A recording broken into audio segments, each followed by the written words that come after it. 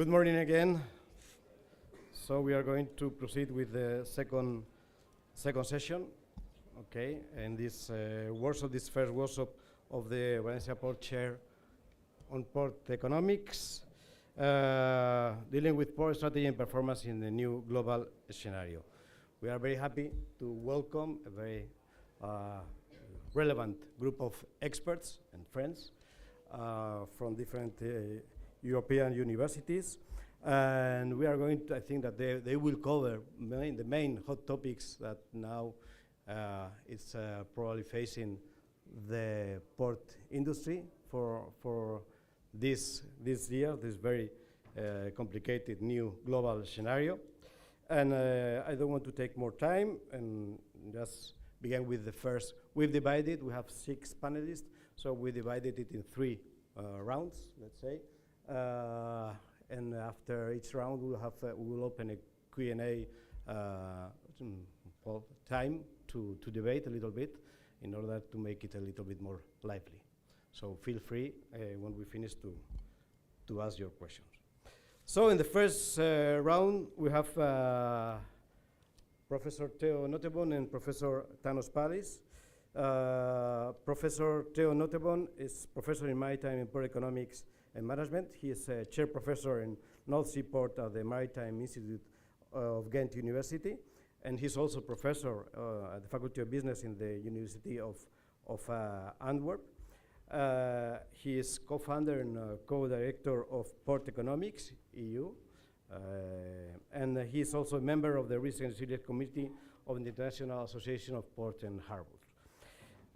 He is vice president and past president of the International Association of Maritime Economics, and he is also a visiting professor in Nanyang Technological University in Singapore and Shanghai Maritime University in China, and also in the Athens University of Economic and Business, and in the World Maritime University in Sweden. He recently, with Mr. Pallis and Mr. Rodriguez, produced a very relevant handbook about port economics, management, and policy. So, please, Theo, the floor is yours. Thank you so much. It's very nice to be here, and I would like to thank the Valencia Port Chair in Port Economics for having me, also the Port of Valencia and the University of Valencia. My presentation is on structural changes that are taking place in maritime containerized supply chains. If I can have the presentation, yeah. And I will try to give you a bit a take on what's going on, also taking a bit longer term perspective. I very much enjoyed the presentations by President Martinez and by Dr. Pallardo on the issues. So I will try to add something to that and also come to some conclusions when it comes to analyzing a bit port competitiveness and performance. Now, the starting point always when we talk about ports is to look at trade. And if you look at trade of the last 22 years or so, we see that trade is still growing in volume, although the pace of growth has slowed down a bit after the 2008-2009 financial crisis. And we also see that world trade by value has been going up and down quite a lot. And that has to do a lot with commodity prices. Today we are again in a market where commodity prices are high. But of course we've gone through 5 years or so where commodity prices were relatively low, including oil and grain and these kind of commodities. Now, one of the things I find fascinating is that already about 10 years ago, some academics started to talk about have we reached the peak in globalization? And that concept became peak globalization. And if you read about it, a lot of the discussion is mainly political. It's more about what is the position of individual countries, governments on the issue of trade. Should we open up more or should we close our borders to some extent? So I think in overall the whole discussion on whether or not we are facing peak globalization is not only about these geopolitical games that are being played on a global level, but it's also about other things, including the rise and fall of generations. I'm quite amazed to see that we are not looking too much at how, for example, consumption patterns of younger generations are changing and how that can affect flows in the future. And there are changes taking place. For example, the switch or the transition from ownership to acquiring stuff as a service, and mobility as a service, and a lot of these kind of concepts. So that's, I think, an interesting one. Urbanization, I don't think we fully understand to what extent urbanization, particularly in Asia and in Africa and South America, is going to have an impact on global trade, and how concentrated, centralized trade will become because of these huge urban centers that in some cases, like in China, we're talking about urban metropolises of more than 100 million people. Of course, digital transformation also there. We see some studies showing how digital transformation can facilitate trade, but can also restrict trade in some cases, where digital solutions can actually help us to regionalize certain types of production and service provisions. And last but not least, of course, the planetary biostress, the climate change discussion, where there are a lot of subcategories, and I've understood that my colleague Michael Dooms later on will talk a bit about some of these issues.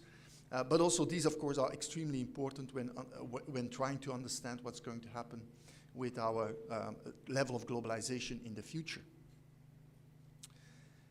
Now, on top of the whole globalization debate, we also have the debate on our performance in terms of managing global supply chains. And this is the Global Supply Chain Pressure Index that was developed some time ago by a group of people in the United States. And what's interesting about it is it gives you a kind of idea of how much stress there is on the global supply chain network, or the global logistics network in the world. And you can see the deviation from zero is very little in many years between 2012, a month between 2012 and up to 2019. So we didn't have that many hiccups. And then all of a sudden we entered a period of extreme supply chain pressures, extreme volatility, extreme levels of disruptions.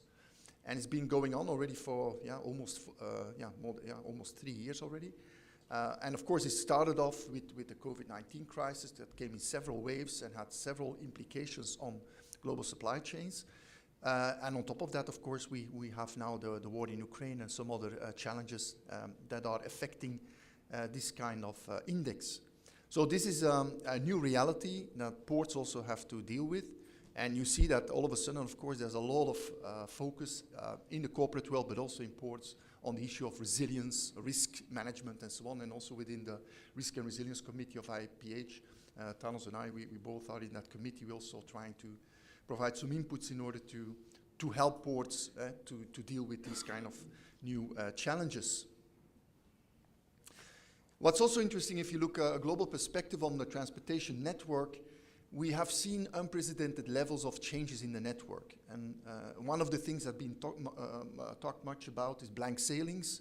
Blank sailings that really were extremely important in the early days of the COVID-19 crisis. Then it went away again, but it came back not because there was not enough cargo, but simply because all the ships were stuck in ports, and therefore shipping lines could not announce any new sailings, basically. And as indicated already by President Martinez, blank sailings are back. So we see more and more cancellations of sailings in Asia for the moment, again, as a way for carriers to try to manage the capacity they have. So that's a new kind of ballgame. We have never seen that in the past. But there have always been a little bit attempts of carriers to adjust capacity to demand, but not at the level and the extent to which we have seen in the last 3 years. Secondly, and I find it also very interesting, I've worked about 8 years in China, in Dalian and in Shanghai, and there we did a lot of work on the Belt and Road Initiative. And what I find interesting is that now there is a lot more competition and flexibility in how we channel goods from Asia to Europe, particularly China to Europe, where you see shifts between shipping, rail, long-distance rail transportation, and also the air freight business. And in the past, we thought, container shipping and air freight, that's not really, these are not really competitors, different markets. Well, more and more we see that these markets are getting intertwined and that there are shifts taking place. From a port perspective, that's interesting because that means that you also have to start looking at airports and see to what extent can we also strengthen our position by also offering within the broader value proposition, also offering some airport-related or air freight-related solutions, and also including long-distance rail. We've also seen quite some changes in route choice and port choice. It's unprecedented again, the number of cancellations of certain port calls, ship deviations. You're on the schedule, but the ship doesn't come to you. Other ports that all of a sudden receive ships that they never expected would receive, and so on. So there's a lot more flexibility in how shipping lines try to solve the issues. And that means that even if you have, let's say, on paper, a fixed call from Asia coming in every Wednesday, that maybe a few of these calls will not come to your port, will come late, and so on. And so it's a kind of very, very loose situation right now. And last but not least, I think also e-commerce has had a huge impact on the way we do distribution and also how air freight companies and shipping lines are organizing international transportation and distribution. President Martinez already referred to it, schedule reliability. I find it always amazing. In the last year, 1.5 years, we had average schedule reliability of 30 to 40%. If that would be the case in the airline business or in the rail business, everybody would be shouting and go on strike and whatever. But we accept that in the container shipping business, that only 3 or 4 ships out of 10 make it on time. And the implications are severe, particularly at the port level, at terminal operator level, because we all know that if you, at the terminal level, are operating in a kind of more predictable environment, that your efficiency goes up, your utilization goes up, your profit margins go up, and so on. So as soon as you start to mingle with that one and to have problems with the schedule reliability, it has cascading effects on ports. And that's one of the reasons, of course, why we have seen those huge capacity problems in ports. It's not because the ports are all of a sudden not efficient anymore. It's simply because they couldn't cope with the many changes and also the huge increase in volume that has entered the last 2 years or so. Of course, because of the supply chain crisis, a lot of companies in the world are reassessing their strategies. They try to de-risk their supply chains, although that's a kind of myth to be able to fully de-risk your supply chain. And one of the things they're looking into, obviously, is to see whether they can change their sourcing strategies, go for more nearshore locations and so on. And it's a very interesting and a hot topic, and also politicians play with that all the time, from the United States to Europe. We bring everything back, but it's not that simple. It takes a lot of time, and we also start to realize that in many supply chains, we are so deep into China, for example, that you cannot just disconnect from China. You can move an assembly from China to Europe, but 95% of your parts will still be produced in China. So bringing that back makes it very complex. So in that sense, I'm also not so negative compared to some other people about the future prospects of intercontinental trade.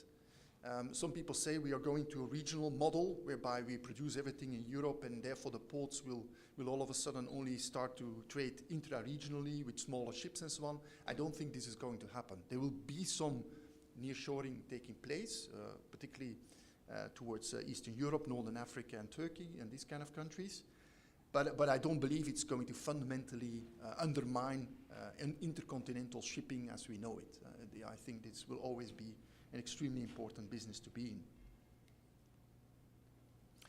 Within Europe, we also see changes. Cushman and Wakefield, many, many years ago, introduced the blue banana. Some of you know that, the whole idea that the wealth and production consumption center in Europe is located in the blue banana. They got a bit of a blue banana disease because they now started to add a lot of other bananas in all kinds of colors. And it just shows that you cannot summarize today's economic landscape and distribution landscape in Europe by just drawing a banana. I mean, it's extremely complex right now. There are a lot of new corridors emerging. And that also implies that a lot of companies that have set up distribution systems in Europe in the past are also recessing whether the distribution setup they have chosen, let's say 20 years ago, is still valid today. And we will see changes. We will see changes on how big companies, the Nikes of this world, the IKEAs of this world, how these companies are going to organize supply chains and also organize distribution within Europe. And in the end, this can also lead to shifts in volumes between ports. Because if you look, for example, at the right-hand side, and you see that yellow dot, well, many companies in the 1990s and the 2000s decided to set up a European distribution center in the Netherlands or Belgium or Northern France, that kind of area. That was for them a very interesting kind of proposition. You see already today that with the rise of e-commerce and with the rising resilience discussion, a lot of these companies are reassessing that and are trying to develop alternative setups that can also be advantageous to other ports except than Rotterdam or Antwerp. So this is also something to keep an eye on. And then the European map becomes very interesting and very complex, where you have a lot of ports that all basically can get access to the core hinterland of the European Union. And we see a lot of regions that are very interesting. I follow up a bit on countries like Austria and Hungary on how different ports around Europe are trying to access that region. Also, southern Germany is a very interesting region to look into. And also for Spain particularly, certain parts of France are really interesting. Not only for Barcelona, but also for Valencia. There are interesting routes into France in which you basically are going to get into head-and-head competition with Marseille, but even also with more northern ports such as Le Havre and Antwerp. So it's a very interesting game. I've done some research recently to look at to what extent are we having a kind of rebalancing of flows between north and south. And if you look purely at hinterland flows, there is not so much rebalancing taking place, but both are intruding further and further in each other's hinterland. So the northern ports are trying to get more into the south, and the southern ports are getting more into the north. And that's the kind of game that's being played, which is of course excellent if you are a shipper in Germany or in Eastern Europe, and you have like 5-6 different options available to ship your cargo in and out. And so from a competitiveness point of view, that's actually a very nice development. We also look often at volumes, container volumes. And what I find interesting, if you look at the volume development of the last one and a half years or so, you can see that in 2021, so last year, there was growth in almost all the ports, but particularly the bottom part of this top 15 in Europe saw the biggest growth. So that means particularly the bigger ports that were facing more troubles in terms of capacity constraints, congestion and so on, than that bottom part. If you look to this year, it seems like we are heading the same way, so that the top ports are suffering a bit more. And this is for the first half year. I know like Valencia has already announced, I think it's 5.8%, something like that. Also Antwerp has released, Rotterdam has released the figures for the first 9 months. And you can see again that overall the top ports in Europe are suffering a bit more than the bottom part, but I think it is still partly the effect of the congestion problems that we had before, so they're still not out of the system. And secondly, of course, the exposure of some of these ports to markets that have now been closed, like Russia, and that's completely closed for ports like Hamburg, and that had an impact on its traffic development. And so it's quite an interesting development that is taking place. Looking at the market, what I also see, and this is quite interesting development, is that before COVID-19, we all talked about mergers and acquisitions in different sectors, whether that was the shipping business or the container terminal business or the logistics 3PL business. And we ended up with very large corporations that dominate the scene. And here you have some examples, the 5 top container shipping lines controlling 2/3 of the fleet, top 5 global container terminal operators handling about half of all container volumes in the world. And then also in the logistics industry, we have huge consolidation that has taken place. And I think we have gone as far as we could, and there's not much to win in that field anymore, taking over colleagues. And what we have seen during COVID-19 and particularly in the last 2 years is that helped also by profitability that's very high, and it was also the figures that President Martinez was showing, and the exceptionally high profitability in the container business, for example, helped these companies, of course, to fill their pockets and also to revise strategies and to see, okay, but we know that in the past, often container business was not really profitable, so let's not get stuck in this situation again. Let's diversify our portfolio and develop ourselves into a global logistics service provider instead of only a container shipping line. And we have seen, before COVID-19, we have seen attempts of shipping lines doing this, but these attempts were either small scale or failed. Only in the terminal business, shipping lines have been able to develop really huge business activity. What do you see now? And this is quite amazing. If you look at what, for example, CMA CGM is doing, Maersk, MSC, also Costco. I'm now working with Costco a little bit on some of these logistics integration strategies. And it's amazing. They are investing in all kinds of things, not only in traditionally containerized supply chains, but also investing in e-commerce and last mile logistics. They are investing in air freight business, buying air freighters, starting air freight forwarding companies, what have you. So it's really going very, very fast, and huge amounts of money are being dedicated to these kind of things. And of course, we focus a lot on container shipping lines, but also other operators in the market are doing the same. But maybe it's a bit more hidden. We don't follow up too much. Just an example, PSA has developed cargo solutions around 5 years ago, which is more like the logistics branch of PSA. But they also took over BDP International, a big logistics company, last year. And they also want to move into logistics more and more, not just being a terminal operator, but actually become a logistics service provider. And also DP World has a very clear mission to go from a global port operator status that they have today to become a supply chain solutions provider. And they're doing that not only by words, but they actually are investing a lot. They've taken over Syncreon, they've taken over Imperial Logistics, they're setting up all kinds of free trade zones around the world and what have you, in order to develop this kind of activity. And it seems everybody is in this frenzy. Everybody wants to do everything. And it's a little bit like the song of Queen, I want it all and I want it now. Everybody wants to get control of the supply chains. And because if you look at some of the strategic documents of DHL, they are moving in other directions than they have done before. If you look at Amazon, if you look at Alibaba, not many people know that, but Alibaba has its own container shipping line, set it up already. They are already active in Asia, and they have big plans for the future. You look at large retailers like Walmart and Lidl and so on, they're chartering vessels or even setting up their own companies. And even some big forwarders are now getting into the shipping business, chartering vessels and say, oh, we are now also in container shipping. So it's basically coming from all sides.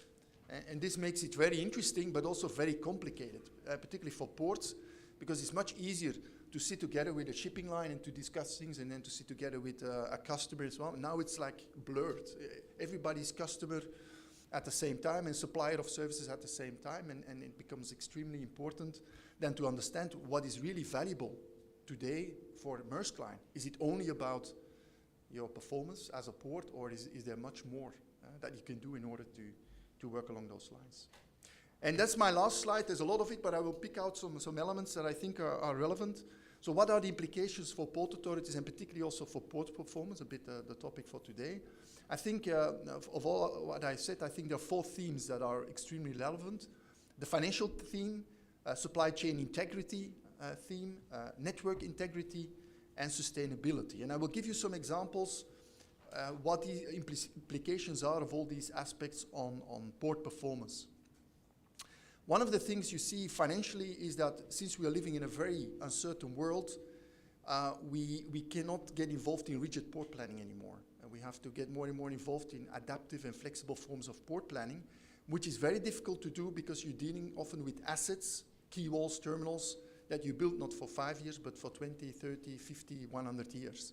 And so how to reconcile this short-term volatility in the market with the long-term investment needs that you have as a port. And so that's a key element.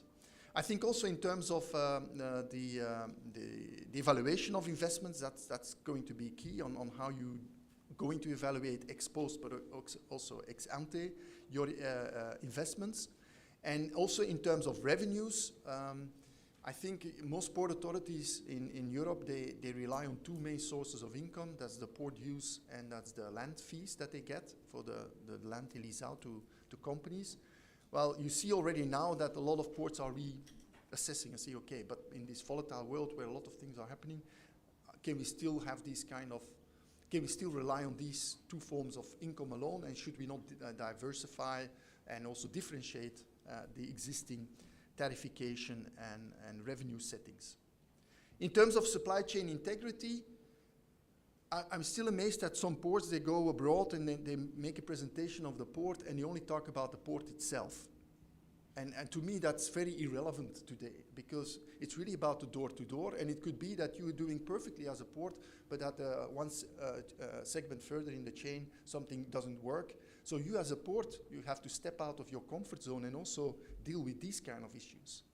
And I can give an example, and that was very visible in the United States. One of the things that really hampered LA and Long Beach was not only what happened in the port, but were, for example, the demurrage and detention strategies of the carriers. The fact that shippers had to pay a lot of money if they kept containers too long and this and that. So you as a port, you have to be aware of that. You have to be aware, okay, I'm doing well, or I do the best I can, but it's because one of the supply chain partners is acting in an irrational way almost, that I'm now seeing flows going to other ports. And so this is something you really need to be aware of, and that's a matter of course, getting information. In terms of network integrity, well, a lot has to do there with the risk and resilience and building risk and resilience in the network of which the port is part. But I think it's also looking at things like, we talk a lot about connectivity, how well connected are we to the sea and to the hinterland. But I think it's not only about how well connected you are, you also have to find metrics that tell you, okay, we are connected, but what is the asset utilization? What is the network utilization? And also, are we really fully benefiting from the cargo bundling potential that you have in the port? Are we maybe missing out some opportunities? And then last but not least, in terms of sustainability, I think I've not touched upon that too much, to be honest, up to now, but of course, energy transition and sustainability in general, and also everything has to do with circularity is becoming more and more important. So that means, and I think, I'm sure now that Michael will say something about it, that we need a toolbox also to evaluate these kind of new types of activities. And that's not so easy. I mean, how do you assess new activities for which benchmarks might not be available yet, and for which targets sometimes have not been set clearly. And so this is, I think, also a very important task in the framework of the broader measurement of port performance. That's all I wanted to say. I probably talked too much again, but anyway, thank you so much for listening.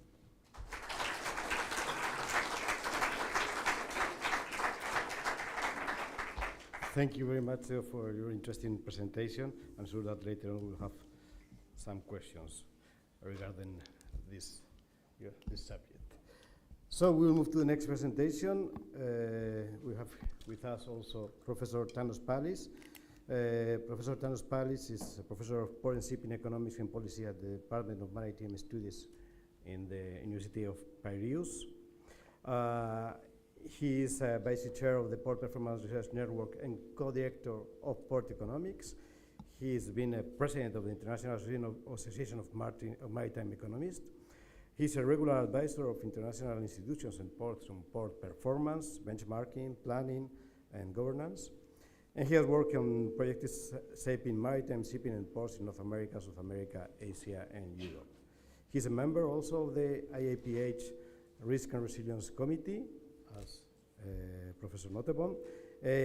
He co-authored the IAPH Barometer on the Impact of COVID-19 on Ports, and led the UN research on the impact on the pandemic on maritime supply chain. Today, he is also co-author, as I mentioned before, the IAPH World Port Tracker. Thanos served as Secretary General of MEDCURS and as General Secretary for Ports and Port Policy at the Ministry of Development, Competitiveness, and Shipping in Greece. Thanos, please, you have the floor now. Thank you. I'm very pleased to be. I'm very pleased to be here with you. Thank you for the invitation, and I think that is. Is it this one? Okay, I think we are. Yeah, I think we are better. Perhaps the microphone. I'm very pleased to be here and also have the opportunity to discuss with colleagues and all of you the trends in the world economy, but also in the port sector.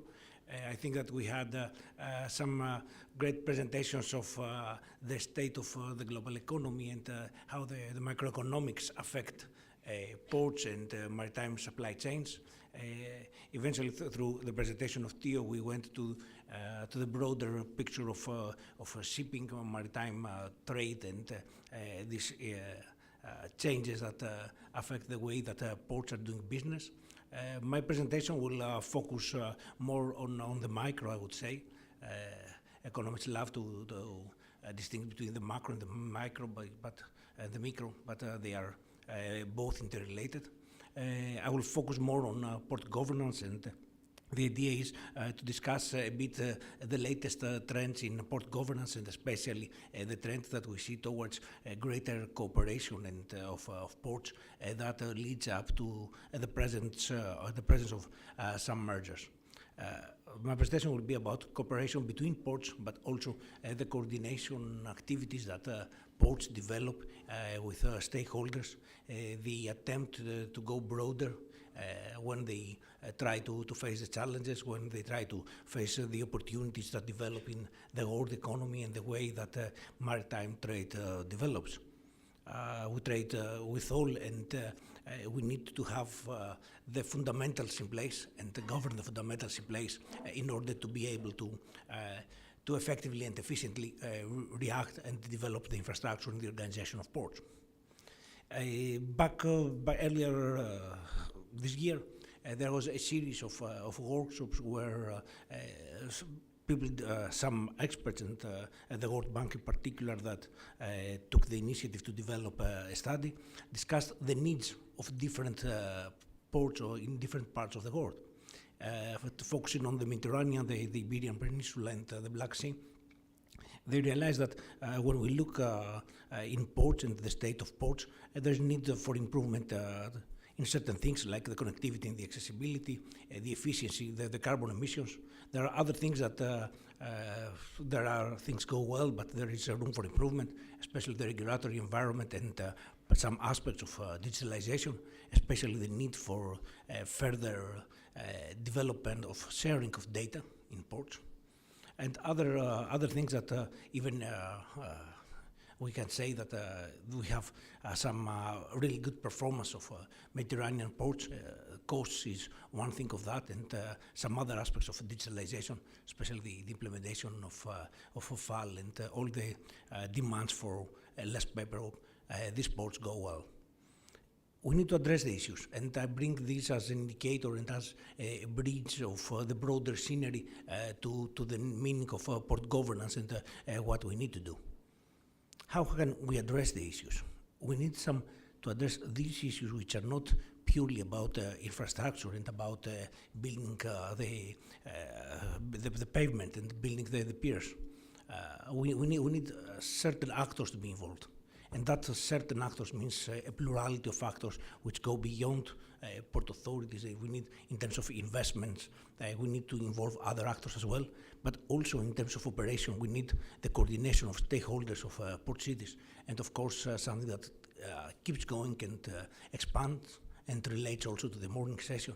We have 4 indirect investments that are coming in ports, and they need a lot of screening and a lot of discussion. There are things that need to happen and cannot be happen alone by a single actor, whether we start from the top of the list, which is now the maritime infrastructure. They need to avoid duplication of infrastructure. They need to have a careful planning of the terminals as we head towards ports that are developing distinctive terminals for distinctive activities. Even in one market, we have different types of terminals. So if we talk about maritime access, if we go further towards digitalization and automation, but if we go even at the more recent things like the energy transition, they need a broader group of actors to be involved in order to address these issues. This is the background, and the background demands stronger port authorities, and that's something that is needed in order to orchestrate all the different activities, the different adjustments, efficient port service providers, but also needs some rationalization of the infrastructure, what's going on with nearby facilities, with smaller ports, with other ports, how we can bring things together and also be able to rationalize both the organization and the infrastructural developments. Interestingly enough, we think of the trends from a port perspective, but eventually we need to bring in broader communities. The modal splits and the need to reorganize the modal splits. Theo referred to before that the way to promote our port, to develop our port, we need to go broader. We need to go to a supply chain perspective. Especially talking about the region, if we see here that the modal splits, the dominance of road transportation, something needs to happen. There are efforts to happen, but this cannot be addressed by the port. They need to bring in the broader community, the region, so that the hinterland development is organized in a coordinated manner. That's the background. That's a background regarding the broader things. But even if we go back and we took in the terminal, what's going on in the terminal? What do we have to develop? We need flows that are dominated by predictability and consistency and fluidity. We need actors to coordinate. We need infrastructures that will be able to serve both efficiently and effectively the users of the port. We need the operations and the production factors to work really well, but also we need to create the supply chains, the broader supply chains that will enable the port to operate. So once more, the plurality of actors is there. We need to avoid logistic disruptions and also be able to improve the resilience of the system. Too many analyses have been in place and were published in recent times due to the pandemic, but also the other disruptions that supply chains faced. All of them were focusing on the need to bring in more actors. And of course, we should not ignore the pressure from alliances. All these references to oligopolies, oligopsonies, and market concentration are really relevant. Demand the power from ports in order to be able to respond to these pressures. The final point and the final background that I would like to bring just in the discussion is the port community systems, which is the most difficult thing. It's very, very, I would say sometimes I feel it's too academic when we try to think of actors that collaborate and they share data. I have heard from many people that in the industry that sometimes we are not ready to share data because questions of trust, questions of transparency, leadership, they are very crucial. And also that's something that demands further in exchanges of data, but also of business relationships. In this climate, and I will go a bit further, collaboration of port authorities has developed. We see, we experience, if we check what's going on around the world, we will see that we have a number of formal and informal types of collaboration. There is the marketing dimension, the business development. There are the operations. We have collaboration on from training to communications to development of planning. There are collaborations between port authorities, even regulations, and with reference to the administration. And here I'm not talking only, I'm talking more about one-to-one port authority or port managing entity, as we alternatively call it at the European level, rather than associations. Obviously, ports have their associations, whether it's the European Seaports Organization, whether it's sector associations like Medcruise or others. So beyond that, we have seen several collaborations and between port authorities. They take also the formal path, and there are many informal paths. And they are not only limited between ports in proximity. We also have a number of ports that have started collaborating at an international level. So we have, whether it's the Port of Rotterdam, whether it's the Port of Antwerp, we got to Bremen ports, we see collaboration of ports, either formally or informally, with others aiming to develop, to address themes like sustainability, right, like regional growth, logistics development, and the list that you can see here. There is the tendency to go and have relationships even far away from their own port. In recent times, we have seen also the merging of ports. We have seen also a number of cases where ports decided to merge. I mean, and when I'm referring to ports, I mean about the port authorities, about the managing entities. They decided to merge, and we see the examples of these either in Europe. Copenhagen Malmö port is perhaps the most known because it's in place for a few years, but now. For instance, in Belgium, in the Netherlands, or if we cross the Atlantic and we go to Canada and Vancouver, we see ports that decide to go together, or to develop alliances. We go to the U.S. and we see that Seattle and Tacoma have developed an alliance.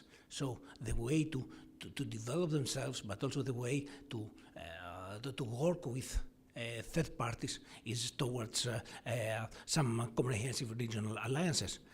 And then we see that we have different levels as we progress a bit. My presentation, to speed up a bit, I will go further without referring to details, but we have some mergers that have developed. All this beyond the other strategies, I think that we'll hear later by Larissa about the internationalization. One of the formal associations of ports, ESPO, is doing some a study, and here we see the number of ports that managed by a port authority in Europe. And we see that as we stand right now, and Valencia, I know, is an example of this, port authorities manage more than one port. They have other facilities that are managed by them as a way to differentiate infrastructure, as a way to differentiate services, or to develop further services. So we are already in a situation where port authorities manage more than one facility. And by facility, I mean a specific port zone. We don't have, I'll present some observations just to see where we stand right now. We don't have many cross-border mergers between port authorities. I mentioned before the Sweden Danish example of port of Copenhagen, Malmö, of Malmö and Copenhagen, that they merged already, and the North Sea port is another example in Belgium, the Netherlands. But perhaps administrative borders play a role, and we don't have many cross-border mergers. On the other hand, we have mergers that are taking places in several countries, sometimes directed by from up to down, because governments decided that what we have seen in the 1990s, in the 2000s, this tendency towards devolution, it's going back. We go towards a different direction where we have ports that merge, and instead of having different authorities, independent developments, we have through different phases, as happened in the case of China, we have a re-centralization of the system.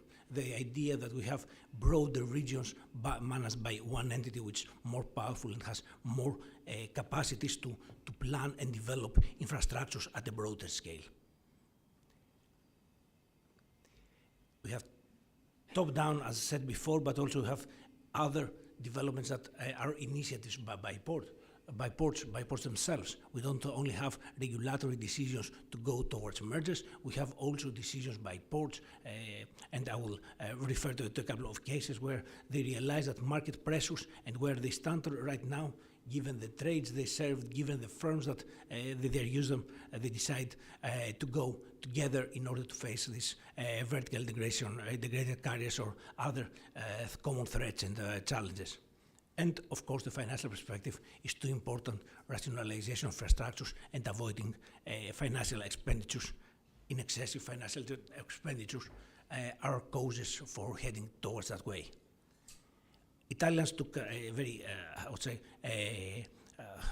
comprehensive decision some years ago. It goes almost 5 years since they decided to merge port authorities through a regulatory option. It has problems. It has they created what they call the national port system authorities. they're not port authorities, they're port system authorities. Different facilities, many different ports. We have Brindisi, Bari, for instance, and going together we have Savona and Genova and so on. So they merge port authorities in order to face the trends and competition in a more effective way. There is a question which, because these are recent developments, they are expanding, but focusing on the governance of ports, we need to monitor whether this can be productive from a regulatory perspective or could go a very different way. We have also mergers when we head in the north of Europe. We have again mergers among ports which have very similar governance structures. The landlord model is in place here in, as you will know, in North European ports. And again, here we have mergers of ports who decide to find ways to expand, to develop via the mergers. The Zeebrugge Antwerp merging, which took place recently, is perhaps the one that was well reported and gives some opportunities to further analyze what's going on. There are these trends, and discussing and bringing in the discussion this idea. There are failures as well, which take place. I mean, as we discuss, there are many ports that have tried to merge, they have explored this option, but they failed. I think that I mean, we are at a stage where we realize these failures, we realize this discussion. There are quite a lot of reasons that some efforts fail. It's hard to see them in details. There can be very different reasons, ranging from just how people see the situation or to very local rationalities and situations. That does not mean that the way of merging is one way or the only specific way forward. There are cases, there are differences, there are decisions that need to be taken related on business cases, on markets to be served, on commonalities. Proximity, geographical proximity does not mean anything, but also, again, these are things and roads to explore. I will also focus on the need that if we go this way, the idea is that we need to go further and identify the unique value proposition for the customers. This is the background. This is what has been identified, what we know that has been identified by many ports. They realize that together it's better than going alone, and that created the background for them. I will also go towards another, the second dimension of this port governance complexity that I presented in the very first slide, and that is the idea of collaboration. On the one hand, we have the idea of ports or port authorities have a strategic focus in advancing collaboration with other ports. On the other hand, we have the idea of port authorities being able to act as facilitators of the development of the broader supply chains in the ports. And here comes in the discussion about the coordination of factors. And this, we have the presence of port-centric logistics that expand, that continue to expand, that all empirical measures suggest that we have an expansion. We also have a differentiation which develops. It's the differentiation between exporting and importing supply chains, the differentiation of both of them with transshipment. So a variation of logistics develop within ports, and the way to develop them, the way to evolve is to have these port actors that are involved more related between them. The case of coordination strategies is here for the port authorities and the entities that manage the ports, whether they have further collaborations or not with other ports. There is this axe that they need to develop, and this is the capacity to develop both in the terminal and beyond to the terminal the relationship with other operators. So here there is a major role. I think that the last slide by Theo presented how the challenges evolve. These challenges to be addressed need this this broader collaboration as part of the governance of a port or a broader port system. There are mechanisms present, incentives and rules for coordination and creation of inter-firm alliances development. I will give a brief example in my penultimate slide. Also, there is the idea of creating collective actions that developed by all the different actors. So the whole idea is that we bring towards different mechanism arrangements that are initiated by port authorities aiming to develop actors integration in coordinated schemes. We have umbrella organizations that work towards this way. Two examples exist in Rotterdam and in Antwerp. So there are developments like this that they have developed by ports in order to bring in other business, other actors, and being able to develop together these coordination mechanisms. So there are examples, and these are situations that are already evolving in certain ports.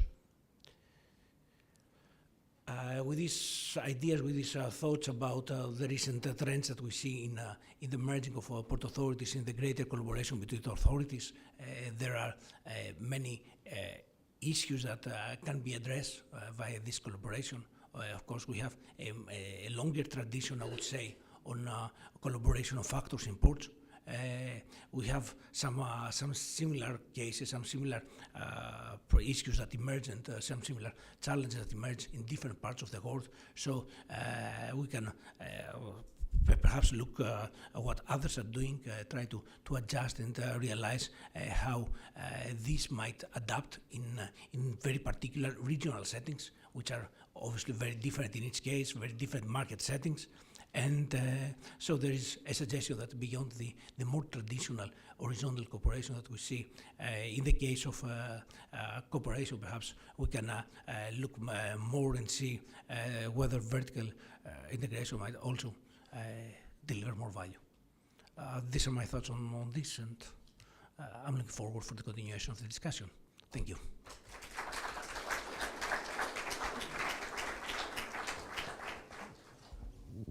So thank you, Thanos. So, as mentioned before, we will open a brief Q&A session. Do you have any question for the panelists so far? Yeah. Yeah. Hello. This question is addressed to Theo. I think Mr. Aurelio mentioned that containers stay now longer in the port, but also congestion is getting resolved. This is a particular question. I don't know if this is the correct place to make it, but I will go ahead anyways. So my question is, in the port of Antwerp, 3PLs, we are suffering from a lack of plugs for reefer containers and also reefer containers in the area. So given these two conditions that Aurelio mentioned, how is the forecast for the ports in this area? There was a little bit of there was a little bit of echo in the micro, so I couldn't fully understand. But I think you were asking about container volumes in the port of Antwerp, or what's the outlook for the container? For the container business. Given the issues there have been. Yeah. Yes, and also reefers, because there's a lack of plugs Yeah. in the port. Yeah. They're suffering a lot of the situation in Yeah. the pure market. So The forecast, they're doing everything they can. No, we are having a very important extension scheme for the container business in Antwerp, which would involve more than 7 million TEU of capacity that will be created. The plans are on the table already for a long time, and some of us have been involved in also the evaluation work and so on. But it's quite a bit of a challenge in the sense that we are not only having problems in getting the final building permits and so on to really start building. That's one, so it takes a long time, the whole process. But secondly, once we start developing part of this extension, we actually have to give up part of the existing capacity as well, because we have to create a new dock that basically takes away part of an existing terminal. So this is going to be a major major challenge. What's going on for the moment, because of course the market parties cannot wait, there are major extensions going on already. That's mostly upgrading of existing terminals, like Europe Terminal operated by PSA, and there is also automation of certain terminals to increase the land productivity. And that should help to increase the number of slots that's available on the terminals, and in the end that would also hopefully help the reefer business, because we've noticed indeed in Antwerp that the reefer flows are booming. I mean, the number of reefers that pass through the port is gigantic, for obvious reasons, because we just put more stuff in reefer containers these days. And so they're also trying to resolve that issue. But it's going to take a bit of time to really solve everything, I guess. So it's a kind of acute situation right now. We've been shouting, Michael was also involved in those projects, we've been shouting already 5 years ago, if you don't build now, we will be too late. And they don't build yet, so I hope we won't be late. But there are some major players. Yeah. They have been involved in Yeah. beef and fruit trade as well. Yeah. I was just going to, of course, now we are talking in the bigger picture also. So in April this year, Antwerp merged with Zeebrugge. Energy transition was a very important component in that, but on top of that, we have also the container business, and Zeebrugge has still a lot of space. There is a big terminal of Costco, and there is more room available. And you already see that there's now a strategic container plan that's being developed in order to see, okay, how can we make sure that those two big platforms, Zeebrugge, which handles about 2 million TEU per year, and Antwerp, 12, 30 million a year, how these two platforms can better work as one, and so that they can help each other in order to overcome any problems that might occur at one of those locations. And that looks very promising, and of course the top management of the port of Antwerp Bruges is very much focused on this, and is really also open to the Bruges option or the Zeebrugge option to alleviate some of those problems. Yeah. Good. One more question? Yes.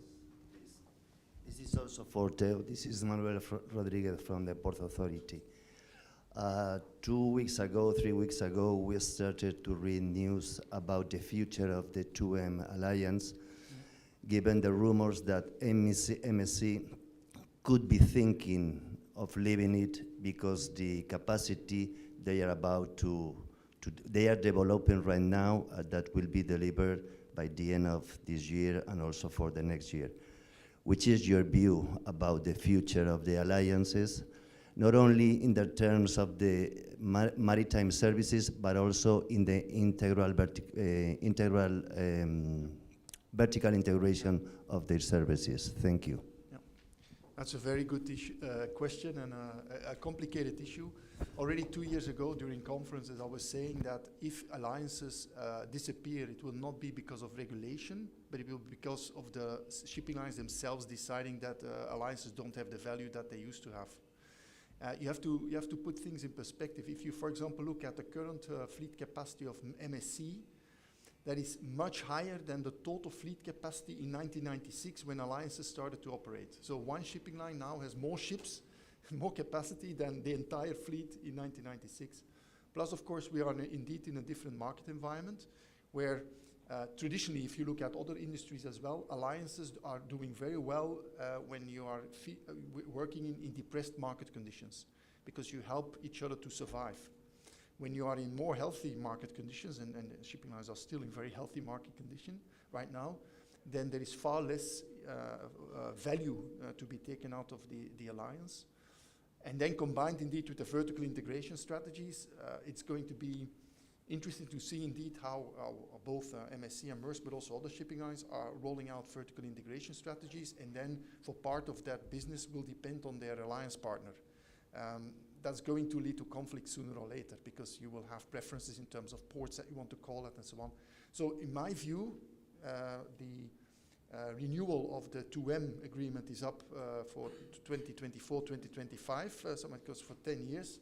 In my view, there will be very, very strong incentives for particularly MSC, but I think also for Maersk, to really reconsider, and that could either lead to say we don't continue anymore, or we reduce our commitment in terms of capacity that we bring into the fleet. That means we might still have maybe 2 or 3 joint services on Europe Far East or Europe Med, but for the rest we go our own way and we do whatever we like. So, and again, of course, there is the European regulations, a lot of puha made, a lot of documents, but I think in the end, what will kill alliances is not regulation, it will be the shipping lines themselves pulling the plug. Okay, I think we will take one more last question and move to the next session. Thank you for your presentation. Very lively. Taking some ideas or some concepts you have done from Professor Noteboom, of course, it looks like the market from the demand side for the ports is becoming more complex in terms of instability, in terms of more complexity in the actors, this Walmart and things like that. So that means a need of flexibility for the actors, in this case for the ports. Something that Professor Pallis has said in relation to cooperation, but considering that mostly the ports compete among them, how do you see the answer that the ports can give to this higher flexibility, higher uncertainty, and the need for more competition from the point of view of the institutional framework in which the port develop their activity? In different European countries, of course, in different parts of the world, the organization of the ports go from the state ports to completely private ports. And the governance of the ports is much influenced by that, and the restrictions and the constraints of that. What is your opinion? What is your feeling in the sense that which ports are better prepared for this challenging future that we are facing now?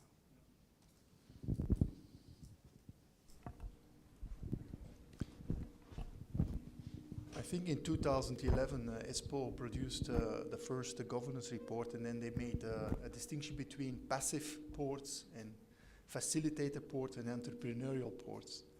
And in my view, a port authority should be a bit of everything depending on what you're talking about. I mean, it's perfectly possible that a port authority, in order to improve the competitiveness of the ports, even invest in activities that are considered market-related activities and stands on the sideline in other activities. So I think as a port authority, it's very important to monitor what is the situation, what are the problems that our port is facing, and what can I do as a port authority in order to help out and to change the thing. And then I find it very very difficult then to say you have to stand on the sideline all the time, or you have to be very active and do everything. No, it will depend on what kind of challenge you are facing. What I feel is that, of course, the big players, they, as I already told you in my presentation, the big players, they are not so interested in the individual port as a node. I mean, they are active all over the world. And to be honest, I talk to some of the big players from time to time, and some of them are fed up with these kind of localized discussions about a local little situation they're working on, and I say, sorry, but we are a global company, and what you try to figure out at a local level doesn't really bring a solution to our global network. So I think there, and that's what Thanos also was saying, in the end, you will also have to form networks, formal, informal networks with other nodes. Can be other seaports, can be inland ports. I was talking about in my presentation also about airports. I think in the future we will see more integration, more talks between seaports and airports because of the way the business is developing, and in order to tackle all those issues. And so the port community system is a very good example. In the past, in the 1990s, 2000, every port was looking, I want to have my own port community system, and my system should be better than my neighboring port. And now we all realize that kind of competitive behavior is counterproductive, because in the end you have to integrate systems, and if you are not able to integrate yourself, then your customer will impose the system and say, listen, I come to your port, but I've used this system, and if you can't connect to my system, then tant pis, they say in French, then bad luck for you. So I think that's key. And then the last point I want to add is that given the size of the players we're talking about and their vertical integration strategies, their involvement, you need to set up special kind of partnerships with them. You cannot go around it. And for example, if we talk about what's going on here in Valencia, like MSC is an important player. You as a port authority, you do not just consider MSC as just a customer who pays land fees and does it. It's a partner. You sit together with MSC. You try to work out strategies in order to make sure that MSC can roll out its network strategies and its logistics integration strategies and so on. This is the way forward. If you're not willing to do that, if you were as a port authority, you say, but in terms of neutrality, I cannot work with one, then it's not going to work. You have to pick your winners, and you have to say, okay, this is a company I want to commit to. I want to build a long-term future with. That means investments from both sides, commitments from both sides, and okay, you're in that long-term commitment strategy. Yeah. But maybe Thanos also wants to add something to that. No, just because I think that going broader is more important than the public-private question. The public-private question is very different from a port or from a local perspective. But the idea, and that was all about in my presentation, that you need to go broader with the other actors, or you need to go broader with other ports and go together and develop these relationships, because you have to be stronger as well than the limited port zone that you have yourself as a port managing entity to manage. How you become stronger by these partnerships, the providing to the partners the broader perspective and your capacity to adjust depending on what's happening with your broader perspective, horizontally and vertically. Okay, so thank you very much. We'll go to the next round.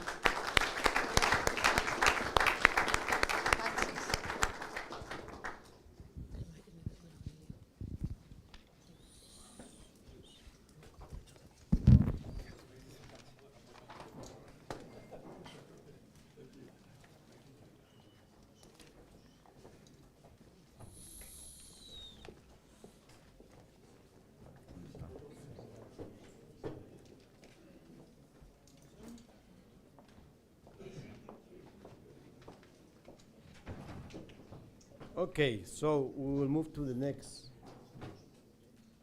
round, where we have Professor Larissa van der Loek and Professor Michael Dooms. Professor Larissa van der Loek is a senior port and transport economist and the director of the Erasmus Center for Urban Port and Transport Economics. It's an independent research institute of the Erasmus University of Rotterdam.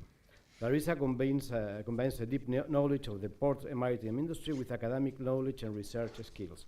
She applies this to practical problem analysis and policy issues for a broad range of national and international customers with national and international partners.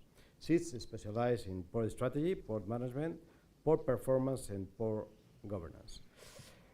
Larissa is also the executive director of the MSc program for maritime economics and logistics. So Larissa, thank you very much. The floor is yours. Thank you. And let me first also express my gratitude to be here. Thank you for inviting me here to Valencia and this very interesting seminar. And I would like to once stress the importance of bringing together the knowledge side, the universities and the industry. So my first compliments for that.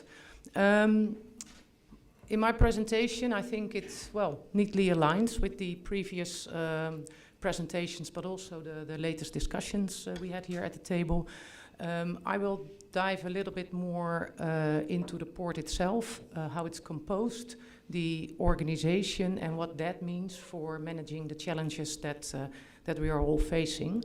And let me start with that, while not going too deep into it, because I think it's quite well known. Coming from the challenges from different parts, and like I just showed, geographically, geopolitically, economically, technologically, And we may say that yeah, well, we're moving towards a new economy, and what you see here is actually, well, derived specifically for the region of Rotterdam, but derived from the work of Jeremy Rifkin, and saying, well, we're moving towards a new economy. And it has a couple of components, and the first is, well, it's not longer the shareholder that is the main driver, but we're also moving towards the society challenges as a driver, and that all finds in sustainability. And that brings us also that we take a broader concept of value, and not just only economically and not only cost focus, and that we move from looking at sectors towards business ecosystems in which these costs are not only important, but it's about the sustainability, the flexibility, and the performance of these ecosystems. Well, and I, in line with what has been said before, a change of the more centralized mass production, what we have seen in Asia being exported towards the United States, Europe, but also what I agree upon, it's not that we are going to move completely towards regional production, but it will be, well, alongside each other. There will be still mass production in the regions with the large markets and also the cheaper labor, but that will be combined with also more regional production. And that means that value chains indeed remain global, but at the same time we also see emerging more continental and regional value chains. And I think important that they change from being linear value chains towards more networked and circular value chains. The circularity, the fact that we would like to use the waste again, well, that means that we do not have linear value chains anymore, but they become more circular. And it all goes in terms of growth much more in a disrupted and in a way with transitions, quite often meaning chaos and not just an incremental growth.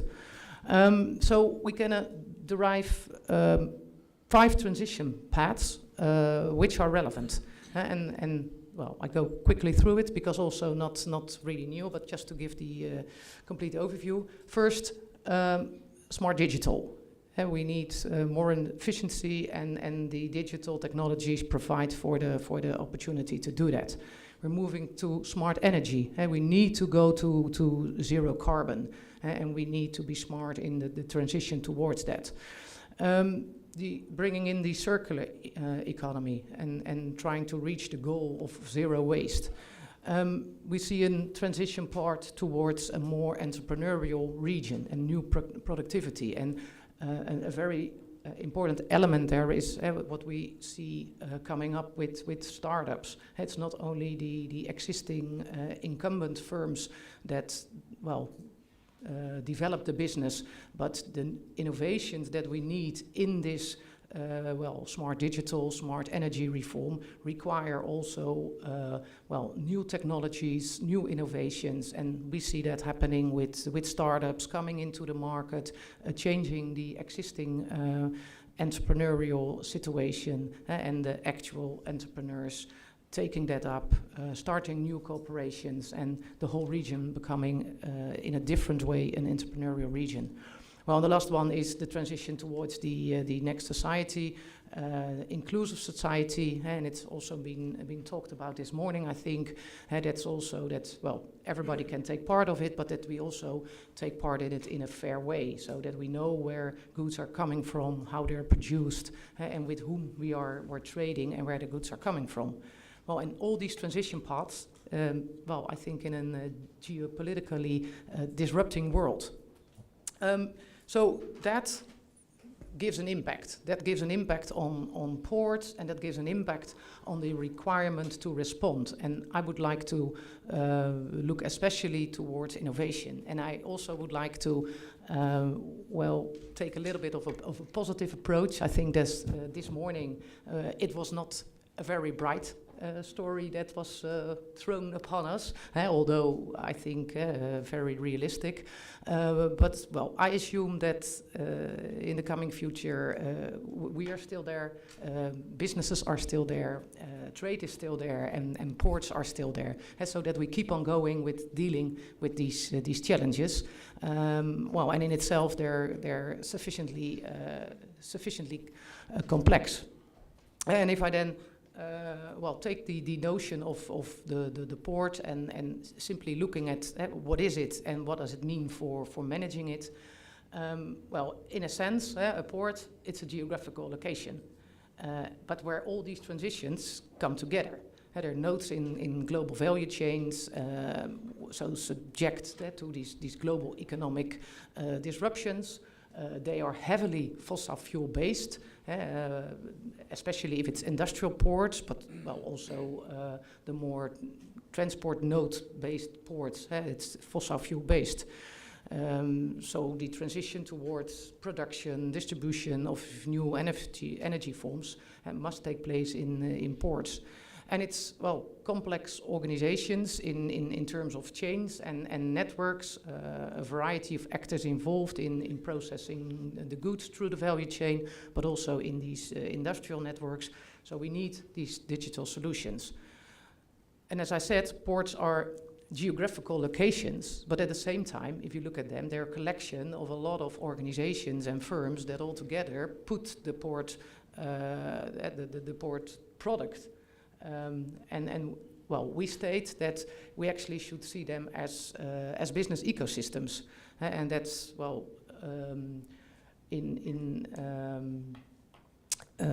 aligned with the idea of the more, let's say, natural ecosystem, and then an ecosystem is also where we all live in, and we depend on the other elements in the system, and we can only survive if all elements, well, are prospering and developing and continue. And it can be that if only one of these elements in our natural ecosystem, if it disappears, that all of a sudden you see a chain reaction, and in the end the whole ecosystem collapse. So that's more the similarity with the business ecosystems. You're part of a network of businesses, and each of these elements need to sustain and to prosper.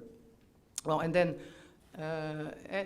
if we have been talking about port authorities and port managing already in previous section, the port managing bodies, they have a specific keystone role to play in that whole collective of actors, or in that whole ecosystem.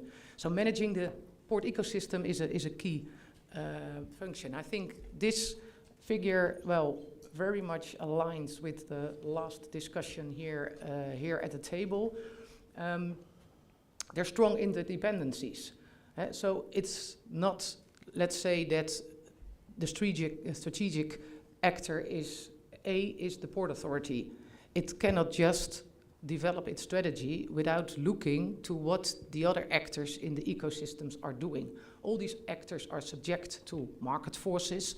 They change their strategies, and that has an impact on the potential for and the need for other actors to react. And so this underlines the interdependence and the interactive way of dealing with the external changes. So where you then indeed can find that flexibility.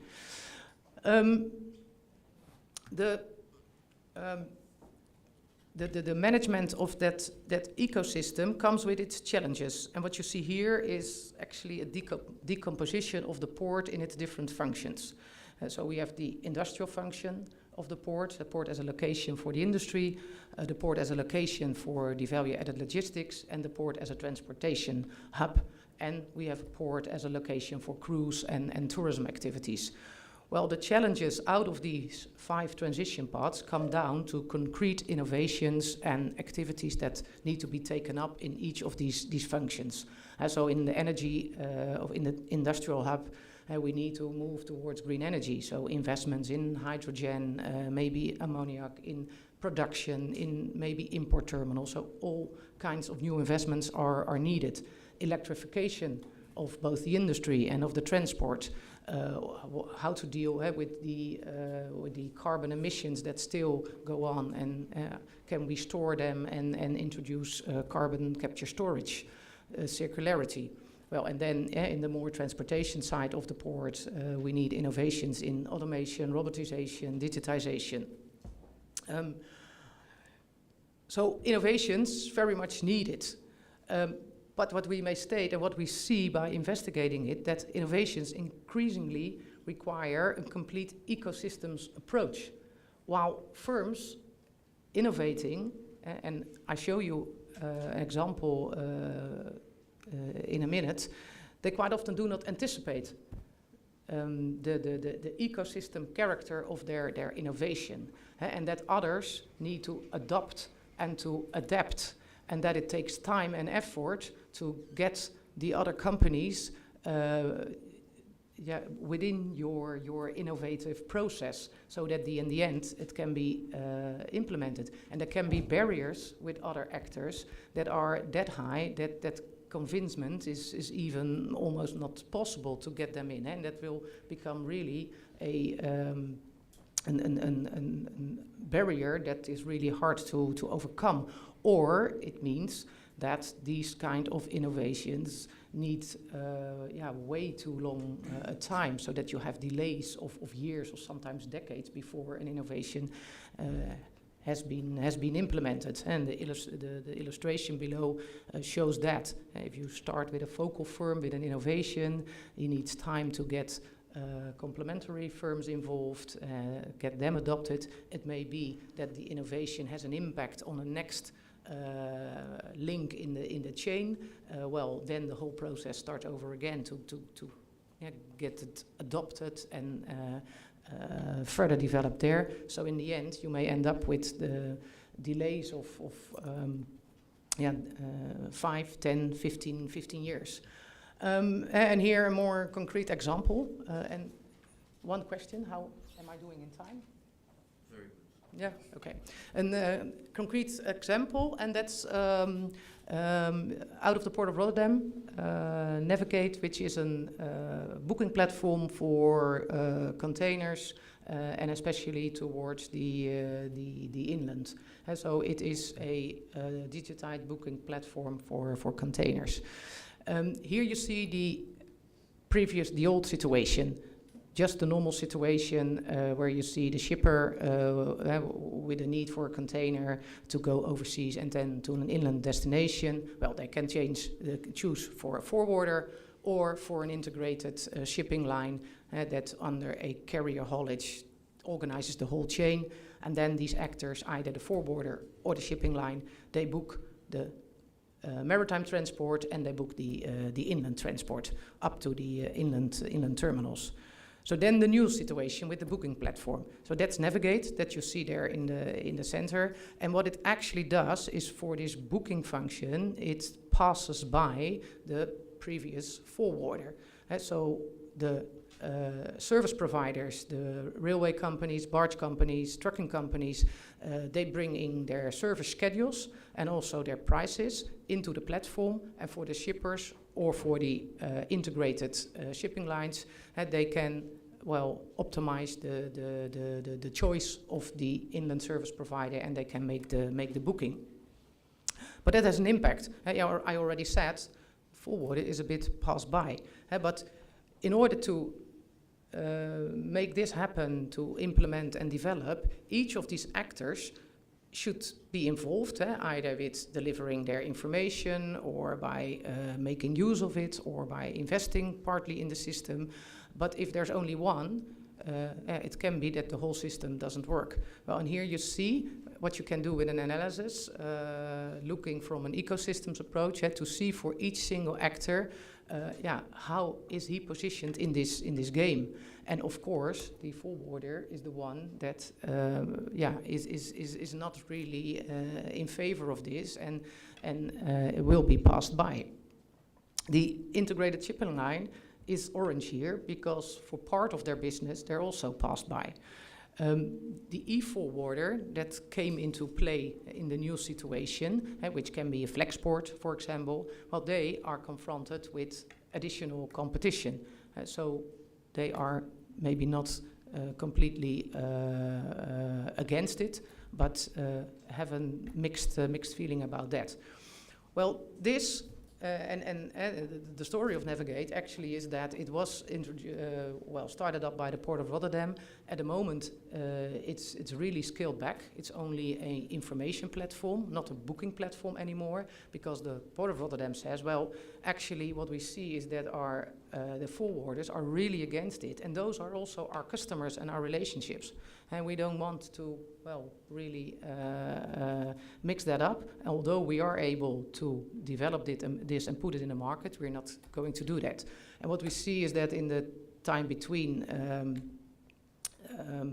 some market initiatives came up, and Maersk took this further together with IBM, and now they have TradeLens. But, that I think we should see in the light of what Dr. Notteboom already told about this integrative strategy and actions of these liners. And the question is to what extent they do that more for their own integrated business, or whether it will become a more open platform. This Navigate, it started in 1915. That's quite a long time ago. It's not that bad. 2015, 17, and it was recently actually that it moved on. But we have other examples.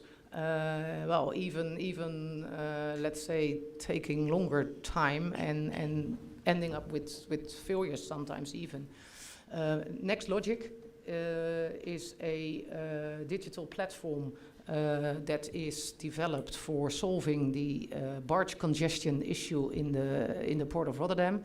Well, it has already been under development for 10 years, and still in a pilot phase, and it has the same issues like the previous one. Container exchange route, that's a solution for bringing together the containers in the Port of Rotterdam from the various deep sea terminals to bundle them to one single point for going on by train or barge. It's both an infrastructural as a planning tool to bundle these containers, but it requires the cooperation of the deep sea terminals, other actors involved.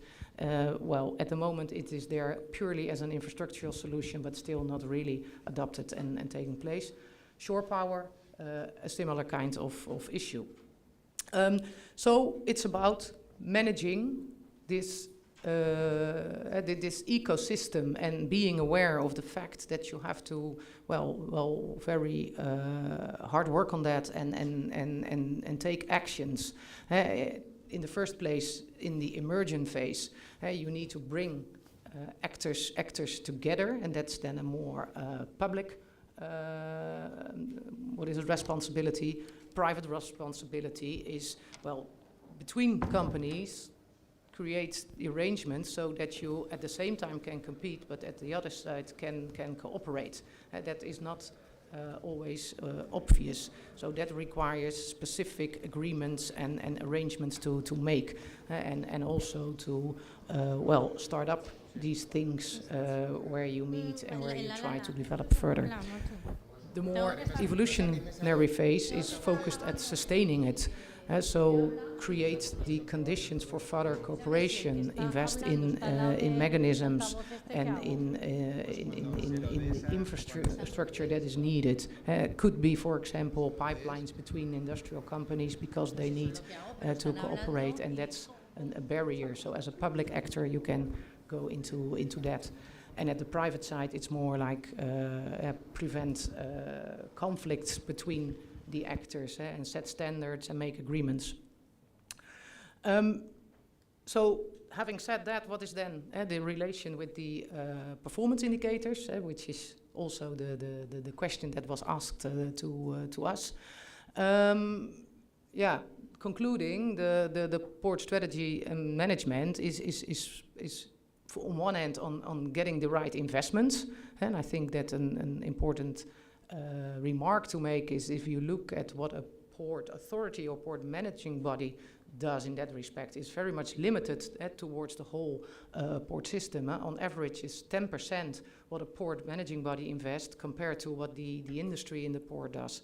And also, if you look at the share of the assets in hand of the port managing body, that's limited.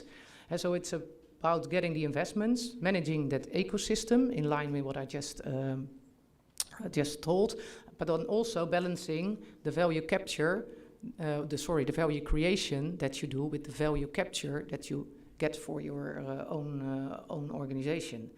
And related to that, well, performance management, of course, is very important. To what extent do you reach the goals? Are you able to establish a good port management in such a way that these business ecosystems can develop, that the innovations can take place?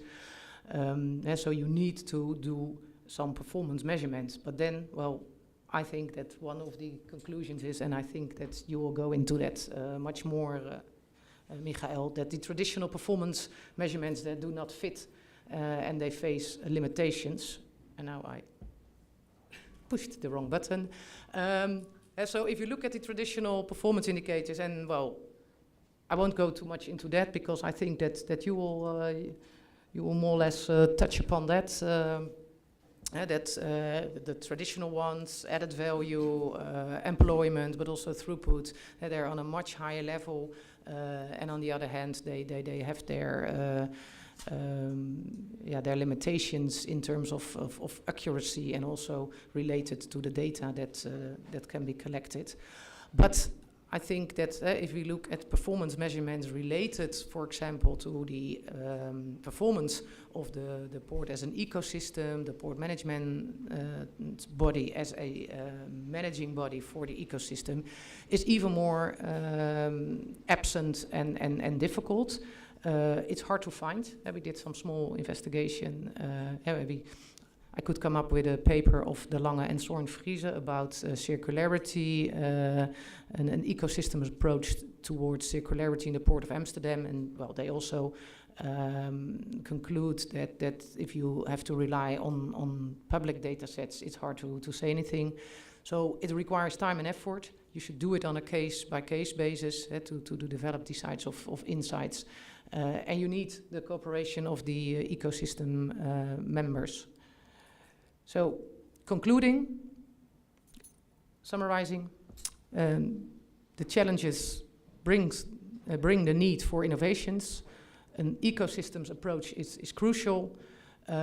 Performance measurement related to that performance evaluation is not yet present very much in academic research. Well, and there may be a nice conclusion for here bringing to, so we have some work to do there.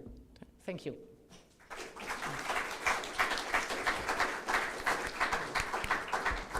Thank you, Larissa. We'll move to the next panelist.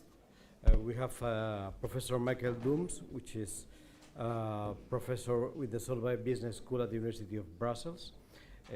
He teaches in management strategy, organization theory, and development on microeconomics and competitiveness. He also collaborates with the Erasmus University in Rotterdam. He is a former vice president and current secretary of the International Association of Maritime Economists. And his research is it's been focused in the fields of complex project evaluation in infrastructure sector and international businesses, corporate strategy, and cluster competitiveness, among others. So, Michael, please, the floor is yours. Thank you. I hope everybody is hearing me well. Yeah, I'm looking at the time, so I feel extremely sorry for all of you because we're only halfway. If I understood, there are 6 speakers, so I'm kicking off the second half. I'll try to do my best to keep it animated. Maybe I should just mention what is on my last slide in terms of conclusion. Actually, who's going to be the first major port to stop reporting volumes, tons and TU as a reported KPI? I mean, I think there's some price competition that should be established. You know, who's going to be the first one who's going to abandon that? Now, this being said, I think that yeah, I mean, volumes will be reported in the future and should be reported in the future, but not in a way that we have been looking at reporting those volumes, in the sense that if it goes up, it's good, if it goes bad, if it goes down, it's bad. I mean, you are confronted with a few economic sectors which has driven port development, which are reaching maturity and decline, which happens in a lot of businesses. And the issue I see is that, you know, mentally, port managing bodies are not ready to deal with decline and how to strategically also deal with performance indicators around decline. Whereas,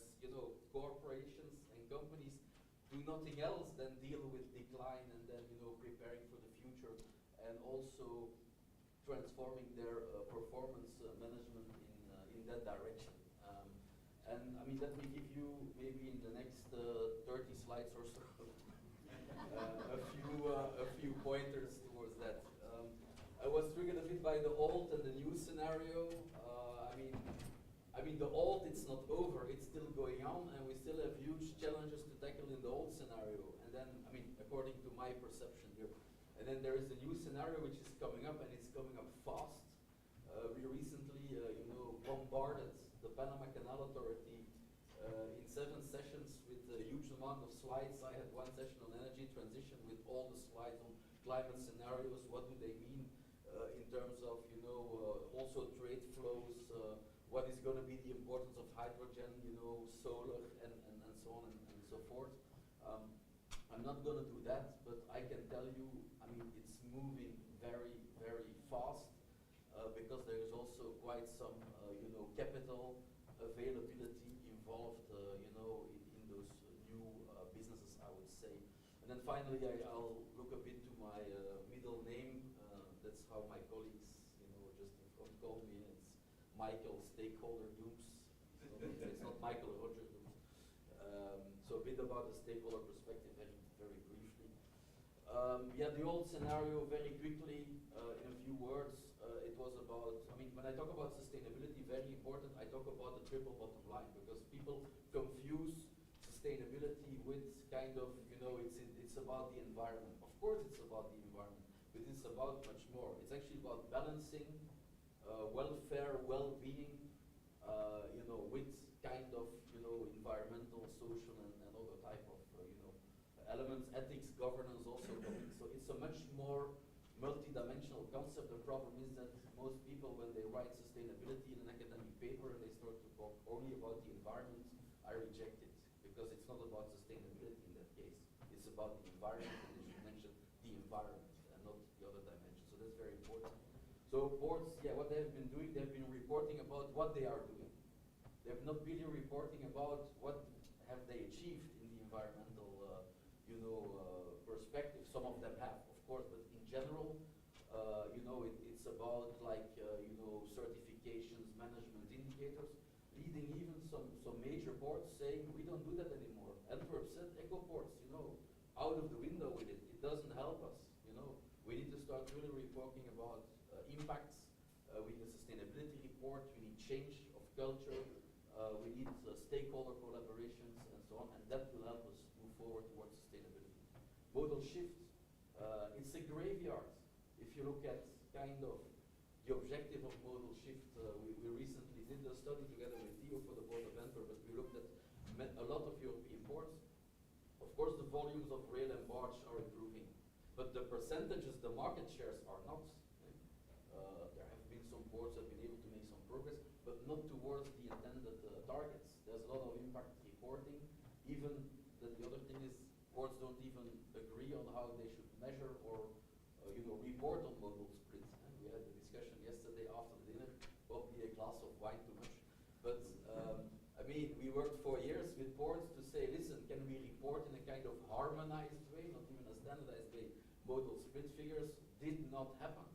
Okay, you know, it's a problem.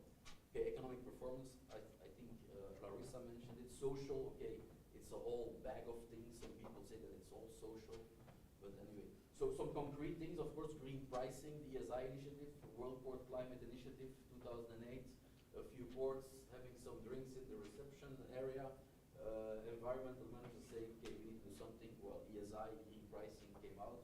Sustainability reporting, we had some working groups, but not really advancing. Yeah, these are really old stuff, old scenario, Prism and Portopia, industry level. What is important there? Yeah, there is a kind of circle missing, but Port Insights is a bit the follower. But actually what we've done is we've digitalized what was existing. Yeah, that has been more or less it. The thing also there was, how do you make the business case to integrate technology, to share data? You know, it's all things you cannot measure in euros. It requires a lot of vision to go there. And if you look at, you know, the colors on the right, it's kind of where we saw the business case to bring in technology and performance measurement and also the stakeholder complexity. Well, I mean, it's user perceptions. We think there was certainly a basis to do something there based on other industries. But all the rest, even, you know, socioeconomic indicators, employment added value, barely 1 out of 10 ports is measuring that annually. And when they measure it, it's to inflate numbers, it's to gain support for a project, and so on, not really strategically using those numbers. Like, what's the amount of R&D people employed in our port? What is the amount of R&D investments, for example? I mean, that would be a very relevant indicator. I think, oh, there it is, yeah. We don't even have like, you know, access to Port Insights anymore, whereas before we at least had the Excel sheets online. And that's also another thing. I mean, it's a joke yesterday. No, I made it yesterday, also today. I mean, if port authorities in Europe would be stock listed companies in the US, half of the executives would already be in jail because they manipulate the volume numbers all the time. I'm not kidding, because I have proof of that when we integrated the historical data set of the rapid exchange system, the Excel sheets, in a data cube, and you saw the manipulation happening, you know, where they were reporting. Of course, nothing happened because, yeah, these numbers, they became available 6 months after the quarter ended. So, I mean, yeah, everybody already forgot about it, right? So technology could help you to make them, you know, achieve those numbers faster. Are they faster now? I hope that it's not 6 months, but 3 months, but anyway. Other realities, yeah, first of all, this is what we warned in Portopia, external stakeholders reporting on port performance instead of the port themselves. We've seen these Journal of Commerce container terminal productivity rankings, a lot of nervousness. Then UNCTAD married marine traffic for a nice indicator on time spent in port. Of course, UNCTAD is very diplomatic, they only report on the country level. But of course they have the port data, I saw them, very nice. But yeah, I mean, do you want the time spent in port be reported by someone else or by you? And that's something which, you know, which was happening, which is still happening. New areas of contestation, ethical elements about maritime supply chains and dirty diesel. Pressure for government. So you had actually before pandemic and the war, you had a kind of movement towards, okay, we have to fix the governance here and the culture in ports and the industry and so on. And then the pandemic and the war happened. We're coming to the new scenario. Because, you know, is the European Commission still talking about, you know, port governance, port reform, all those things? No, I haven't seen anything there, because everything is now, you know, turned away, and it's about climate change, resilience, circular economy, ports as solutions, and so on. So actually it's very positive. Port heroes in the pandemic. Also wrote a critical comment on that during the pandemic, but anyway. So, I mean, part of the old stuff has gone away. The pressure from governance, you know, to improve management, to improve, I mean, to go for reforms. But okay, I guess also the climate transition itself will provoke that. So, I mean, let's not be too gloomy here. But it means that everybody is now working towards, and that's good, I think, from a management perspective, towards these stretch targets, like big, hairy goals, strategic intent, you know, shoot for the stars, land on the moon, that kind of stuff. I think that's good, and might also help, you know, the governance thing. All right, then now we see that, okay, it's about resilience, climate change, etc. Europe is moving fast. The government are saying, are you crazy? We cannot reach these objectives, but I mean, they should put forward these objectives. I totally agree with those objectives, by the way. If you don't put forward these big, hairy, you know, objectives, we're gonna get there, right? The problem today is, as I see it from a port perspective, is that you need a profound understanding of value chains. So macroeconomics is right and it's necessary, but it's not sufficient, I think. And I think if you look at ports, if you want to be able to compete sustainably in the future, you need to really have a thorough understanding about the value chains going through your ports, which is a lot of work, which is a lot of studying, which of course we are doing a bit sometimes depending on project to project, but I mean, I'm recently doing an offshore project to build the new Belgian wind farms, also based on the EU transition plan and so on. I mean, that value chain, I mean, it's extremely complex, but extremely interesting and a huge source of potential business for ports in the future, but also with their distinct issues. Also about hinterland, but there the hinterland is not the rail and inland waterway, it's high voltage lines, which you have to have from the port to the hinterland, or the landing points of the power, which is then in the sea. But what do people do not want in their backyards?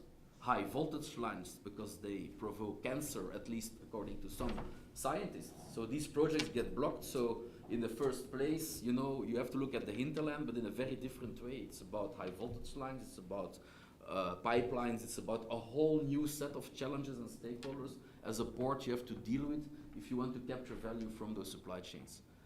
And everything is linked with each other. I will provide a few examples. The other problem is that in general, people and stakeholders and politicians are not able to understand the trade-offs here, okay? So while you are doing good on a global level with, you know, CO2 reduction, with a certain investment project, on the local level, it can provoke serious externalities, like noise, like, you know, dust, whatever. Think about circular economy, think about certain energy regeneration projects and so on. So on a local level, local stakeholders won't want it because you create impact on the local level. I mean, you cannot have everything. Like in a city, you can say, the whole of Valencia, we will only have electric cars. So, I mean, it would hugely, you know, or we will ban diesel cars. Let's first start banning the diesels, okay? That's step one. But what do? Yeah, okay, that's very good for the CO2, but it's very bad for fine particles, NOx, SOx, all the things that get people cancer. So you're tackling climate change, but you're decreasing the well-being of people. And it's a lot of kind of complex trade-offs within certain perspectives of environment or between environment and economy that you have to make locally, regionally, nationally, globally. And it's that discussion that makes it like very, very difficult. And there are also very, very different realities in various regions in the world. I mean, in Belgium and the Netherlands, if you say, oh, my project is going to generate 20,000 jobs, people laugh at you. Politicians even laugh at you. They say, but where are you going to find them? I mean, we are almost at full employment. I mean, you know, people get increasingly substituted by technology. Is it a bad thing? No. I mean, there are enough studies that show that it's not necessarily bad, but of course you have to be prepared to transition. But in other regions, it is an issue. Employment is still an issue because you have a large volume of unemployed people. But again, for these projects, you need impact indicators, you need a profound understanding on the triple bottom line. What do they contribute, but also on which level? Huh? So I talked about the value chains. I won't go into detail here. You know, this is solar. You see how trade around solar has increased a lot in the components and provides opportunities. This is offshore wind. You have the supply chain for anything related to construction where ports can tap into value, but of course it's temporary. Then afterwards, of course, there's also the life cycle, you know, the recycling of blades. Actually, people do not know yet what's going to be the technical solution to, you know, cut these blades into pieces. But anyway, it's going to be a business somewhere, and you will probably need ports somewhere to deal with it and to create value out of it. Batteries, very interesting. Today, certain trade patterns around batteries. In the press today, France is going to open up a lithium mine that has a capacity to produce up to 700,000 batteries. That's serious business. So it probably puts this picture already in jeopardy, right? Because what you see now is, of course, China is dominating on batteries and electric vehicles. But if you look at transportation costs, of these batteries who are very heavy. Also, the batteries are becoming increasingly the source of competitive advantage of the car manufacturer, like the engine was. You know, replace engine by battery. So it means that also production of the batteries increasingly will take place close to the factories, because they do not want the transportation cost, and they also, of course, want control over the battery development, the technology, etc., whereas today it's not the case. So prepare for some of these changes as they are emerging. There's not even a dominant technology on batteries yet. So it means that this can change a lot and can influence trade also a lot. So that also puts me into the point that, okay, you know, understand value chains. I think that's the key, you know, but it takes time. Look at hydrogen, green hydrogen, but what do you need? You need huge electrical wind farms out in the sea to electrolyze it in a way that it is kind of, you know, climate friendly. Otherwise it's not green at all. Look at that chain, the number of ships it needs to use, the volumes that are transported everywhere. I mean, this hydrogen story, I'm very skeptical about it. I mean, if you want to make it sustainable, there's a lot of other investments that come along, including the offshore wind. Good. So what does it mean for port indicators? It's becoming increasingly complex to set them, to set the targets, even to use them, because an offshore wind business model is completely different. I mean, these terminals in the port of Ostend, half of the time they're empty, but they're being paid for. So they're being used, so-called, but there is no volume passing. So the port says, you know, no problem, we're getting the money, these people pay for it. It's a bit with LNG as well. I mean, so capacity indicators, what are we talking about? You know, utilization of capacity, what does it mean in the future? From which perspective, for whom, and so on. I mean, you're talking about whole new environments in terms of business models with the KPIs that come with it. Because volume is not important anymore, it's about value. And then of course value means very different things. So I'm not going to dwell there, but yeah, it's new kind of business models. I call it sometimes the Sureguard model, that some ports are going to apply in these new niches, in these new value chains. You're also dealing with new customers, other customers, they think differently. And also the hinterland requirements, as already mentioned, which are of course huge strategic challenges. But on the other hand, of course, you will also need to monitor the performance of those hinterland infrastructures. And of course, as a port, you're also kind of source to make shipping more sustainable, because shipping is also not very sustainable at the moment. So what can ports contribute to make shipping and also inland shipping more comfortable? I mean, look at this slide from Rotterdam in the port vision. Actually, growing traffics in the long run is not even an objective anymore, right? So I think Rotterdam might be the first port to throw out of the window these volume-based indicators. Who's going to be the first? Let's create an award. Yeah, I'm going to skip this one. Larissa talked about it. It's about investment. It's about monitoring the investments, private investments in certain value chains, in innovation, in research. I think that's the KPIs you need to be looking for. That's the kind of strategies you have to put in place. How can you support your tenants, your users with that? And how do you measure that? Because that's kind of the leading indicator for your value creation later. Okay, there's a lot of risk. There's new coalitions. I think everybody talked around it here, public, private, but dealing with very different players, okay, as sports. Yeah, circularity. I will only say one thing.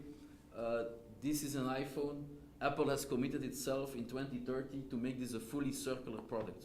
Do you think that Apple will, in Europe alone, dismantle like 50 million iPhones a year and then send all the garbage, all directions in the world to then reproduce it in China? No. This is a bold statement. I think it's not going to take 10 years before Apple produces iPhones in Europe, okay? So that's your trade, because simply those circular flows in terms of value, they're too low. I mean, the value of circularity is high, but the flows to transport them is very low. I mean, they're not going to be transported all across the globe. I don't believe that. Also for environmental reasons. I mean, you can make a ship as green as you want, but it's still going to have environmental impact. So a lot of opportunities there, but also there you need to have a profound understanding of these circular value chains. What are the scale elements? What are the traffic involved, and so on. The other problem of ports is, yeah, okay, it's permitting. People do not want these circular activities, like, treatment of construction, demolition material, treatment of, electric waste.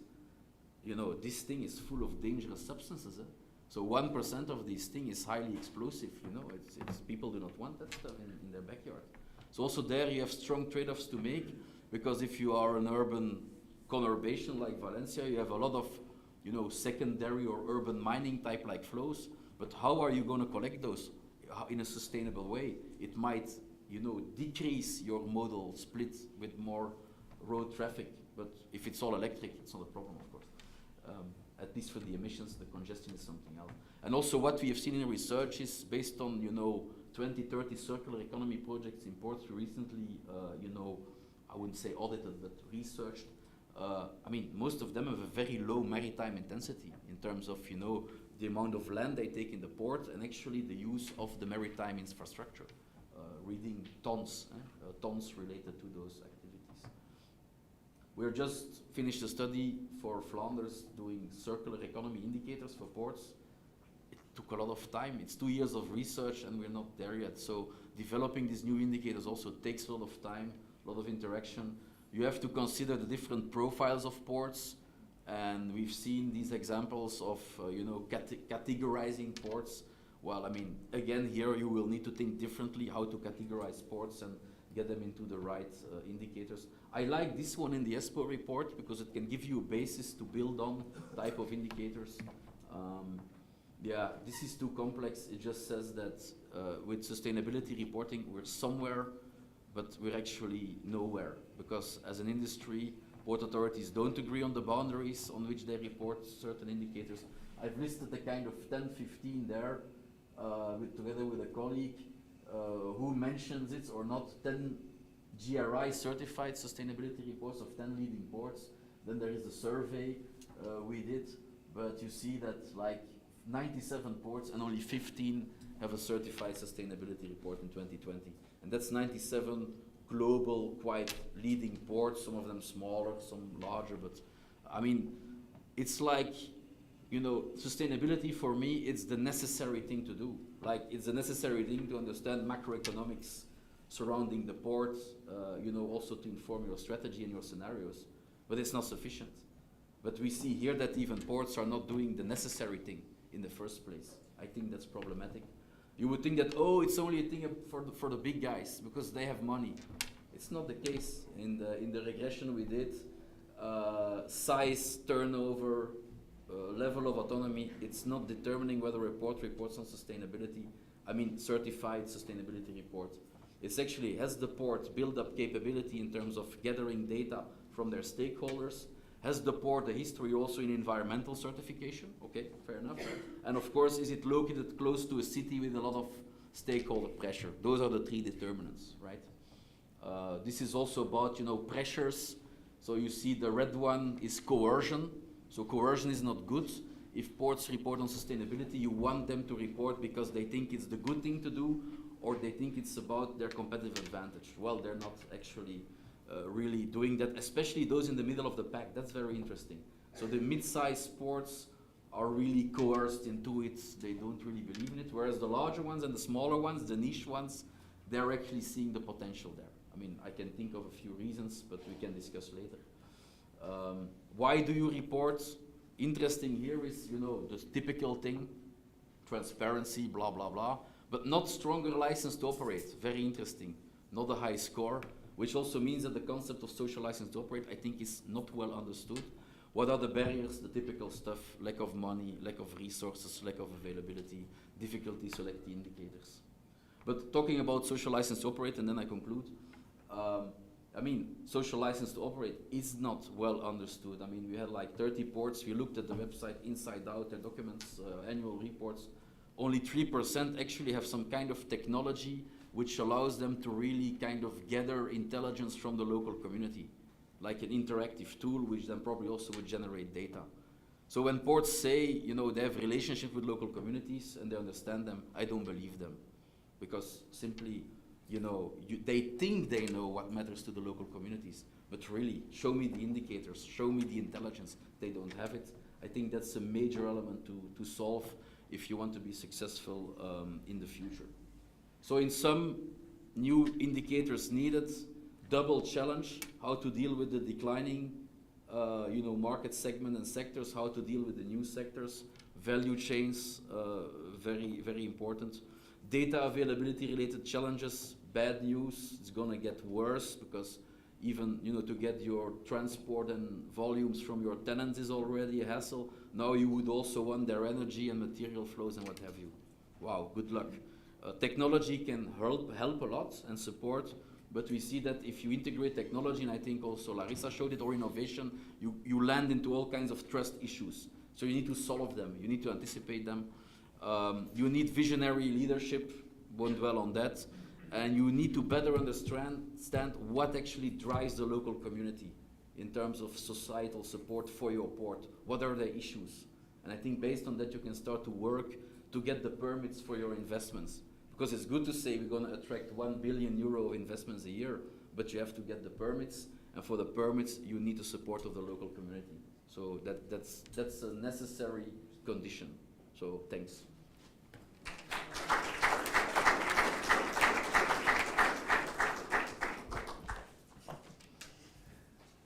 Thank you, Michael. So we open now a quick Q&A. So is there any question for the panelists? Questions? Yeah, I have one there, please. I have one question for Larissa, and thank you for the presentation. You have been talking, Larissa, about the importance of development business ecosystems in the ports. I would like to ask you about the role of the port authorities in that ecosystems and how it changes depending on the degree of development of the ecosystem. I mean, maybe the port authority can take the leadership at the creation of the ecosystem and then share it with the private companies when the ecosystem is consolidated, or the port authority should have that leadership during the whole life of the ecosystem. Thanks. Yeah, thank you. I think that a first answer is that there is a certain role, definitely, but at the same time it's also limited. And so what I showed is that the real investments need to be taken by the private companies, by the sector. So those are the ones, if you talk about certain innovations or the investment in a hydrogen plant, it's the industry that need to take the real investment. The role of the port managing body is in facilitating that. And what we sometimes apply, or the notion is that you also need to look at these segments in the business ecosystem in terms of their life cycle. And we can distinguish within the port certain segments that are much more in the startup phase, and that's, I think, what is related to the whole energy transition, the whole digital, so the more innovative, the new segments. But you have also the segments that are still in the more mature phase or even declining. And depending on that, the role of the port managing body will also differ. So where in the beginning there may be a certain front running, maybe even small investment function of a port managing body, because it needs to be started up. It can also be that changes towards much more facilitating, and then it's more the soft skills in terms of developing that trust between members of the ecosystem, or creating a platform where they can find each other to start collaboration.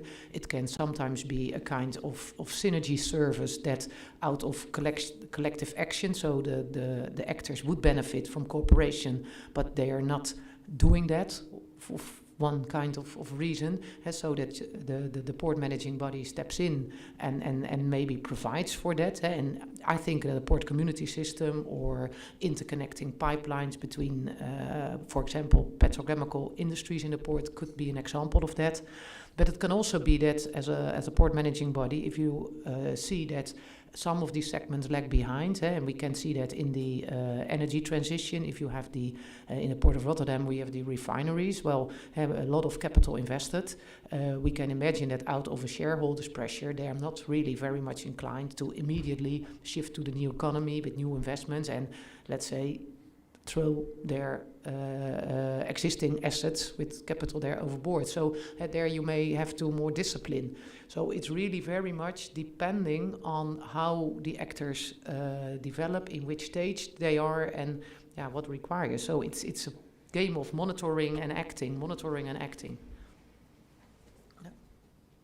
Okay, thank you. One more question. Well, we take the challenge, Michael, of being the first trying to move to further on the traffic volumes, but it's true that we have been in the port sector. It's like a competition. It's been a competition these last years of who is has the bigger growth and so on. And probably is that not the real main part of the picture. So we will move to the next round and last one. Thank you very much. And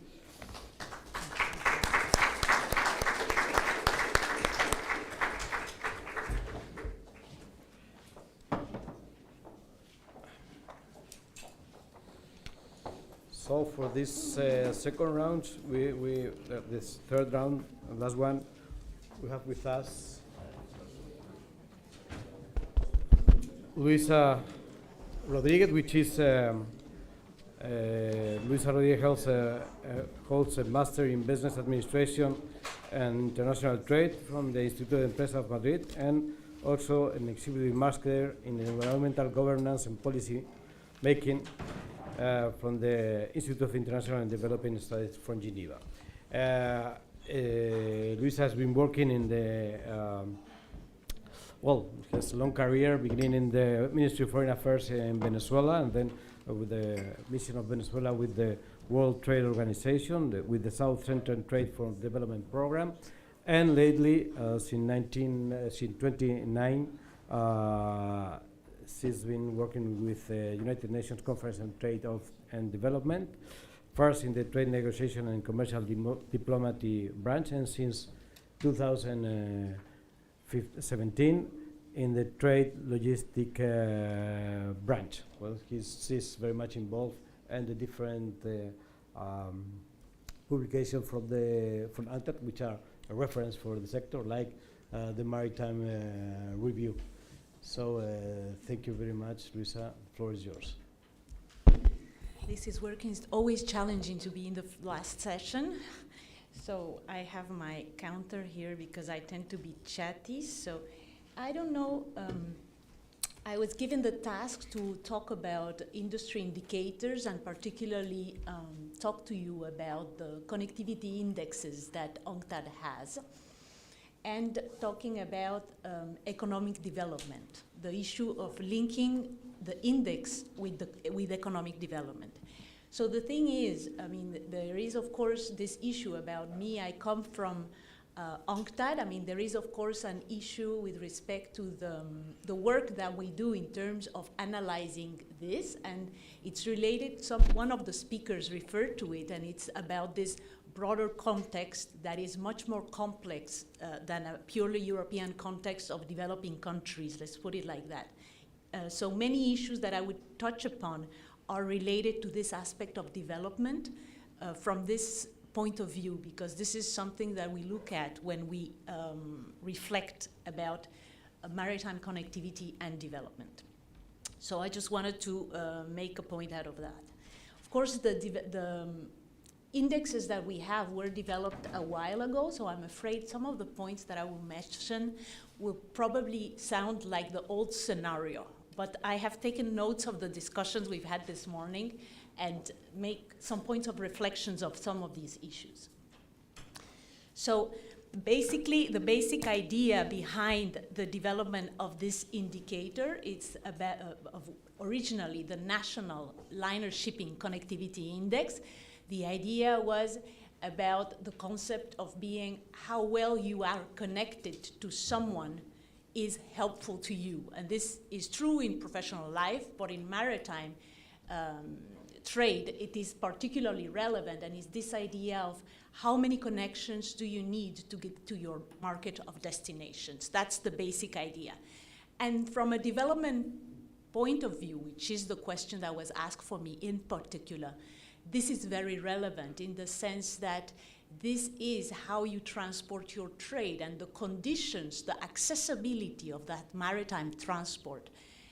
The affordability also of this aspect has an important bearing in terms of trade competitiveness and economic competitiveness. It's about transport costs, trade costs, and this is why this is so relevant. This has been documented. I mean, this index exists since 2006, and it has, we've changed the methodology several times. We are actually going to again change it in January. I'll explain a bit about this. If you're interested, I can also talk about this. So I lost my point here. Yes. Okay.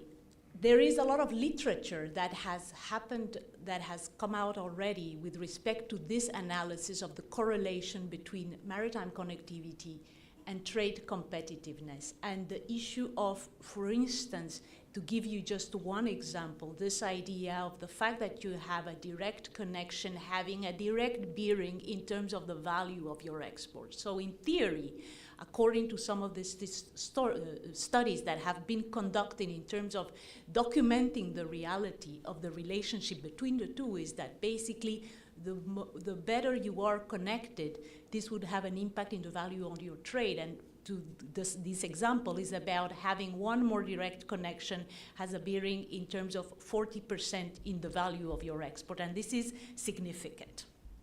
How is this constructed? Just to give you, I mean, I'm not going to go to the details. What I want you to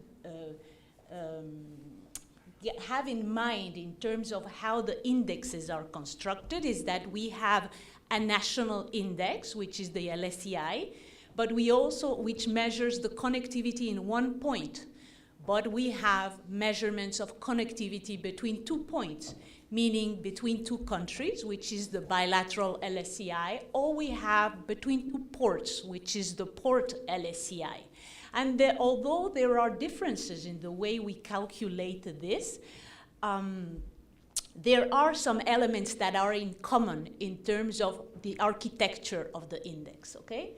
Basically, there is an element of competition, which is highlighted in blue there in the slide, the number of companies that is providing the services, which is also present in the bilateral LSEI in the form of competition on services.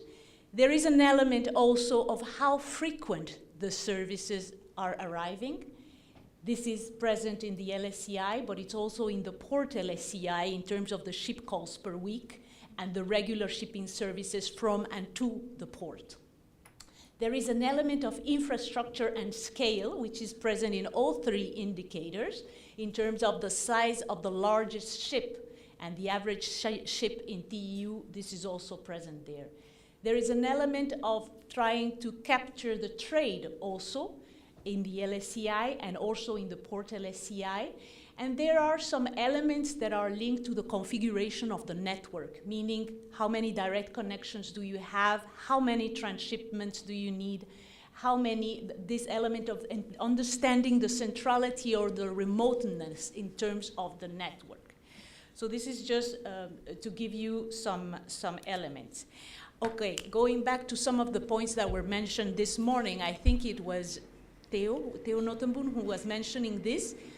How is this index constructed? This is constructed on the basis of the schedules of companies. And of course, we've had the issue of the blank sailings, which happened very frequently in the last couple of years. So in terms, I mean, I'm going to present the indicator, but I'm also going to talk about the criticism with a view to, in terms of understanding also the strengths and the weaknesses, because I want to be fair. So this element is not incorporated there. This is an important element. Another element that was mentioned by Michael Dooms, and he was referring to the marriage between the UNCTAD and marine traffic, and this is true. And this is part of the way we are seeking to handle this element of the blank sailings. this element of complementing information that we receive from companies from information that is sorted through other means, like satellite data, so that we can confirm that effectively this is not only a company saying a ship will be here at a certain time, but we can also cross that information with another source of information to check whether this is happening or not. Of course, when we go into that detail and this element that Michael was saying, and this is an element that I think is interesting in the discussion, I would agree with him, there is this issue of how you define. I mean, I'm not going to say that we are going to divorce marine traffic, no, but there are discussions that happen from time to time in terms of saying, for instance, how do you measure that a port is at a certain place and that it has called in a certain port, and how you define the perimeter of the port. And some elements, like to give you an example of the latest discussion we are scheduled to have in a couple of weeks, about waves that make maybe a ship move, and then you register something that looks unusual to you, and then there is need for a lot of discussion about methodological issues, because these concepts are important in terms of understanding how do you measure this element. Okay, so I wanted to give you some elements of what we have learned from dealing with these indexes since 2006. And the first element we have learned, and this goes back to this maybe idea that was mentioned in the morning about trading with friends, I don't know, but that all routes are not equal, and this is logic, this is related to trade. The potential for trade, when we are talking about liner shipping connectivity index, we are talking about decisions of companies to deploy ships based on potential profits. That's the reality of it. And the reality of it is that those trade flows are strongly, we are talking about container ships here, we are strongly located and concentrated in the north. We are talking about, this is very telling, this picture is very telling when we talk as an actor who deals with issues related to development and developing countries, in the sense that these actors come to us and say, how do we deal with this aspect? How do we deal with this issue? And I'll come back to this point a bit later.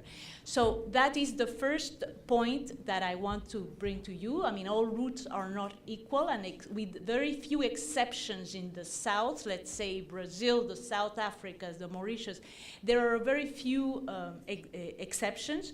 Most routes, the traffic is much, much denser in the north.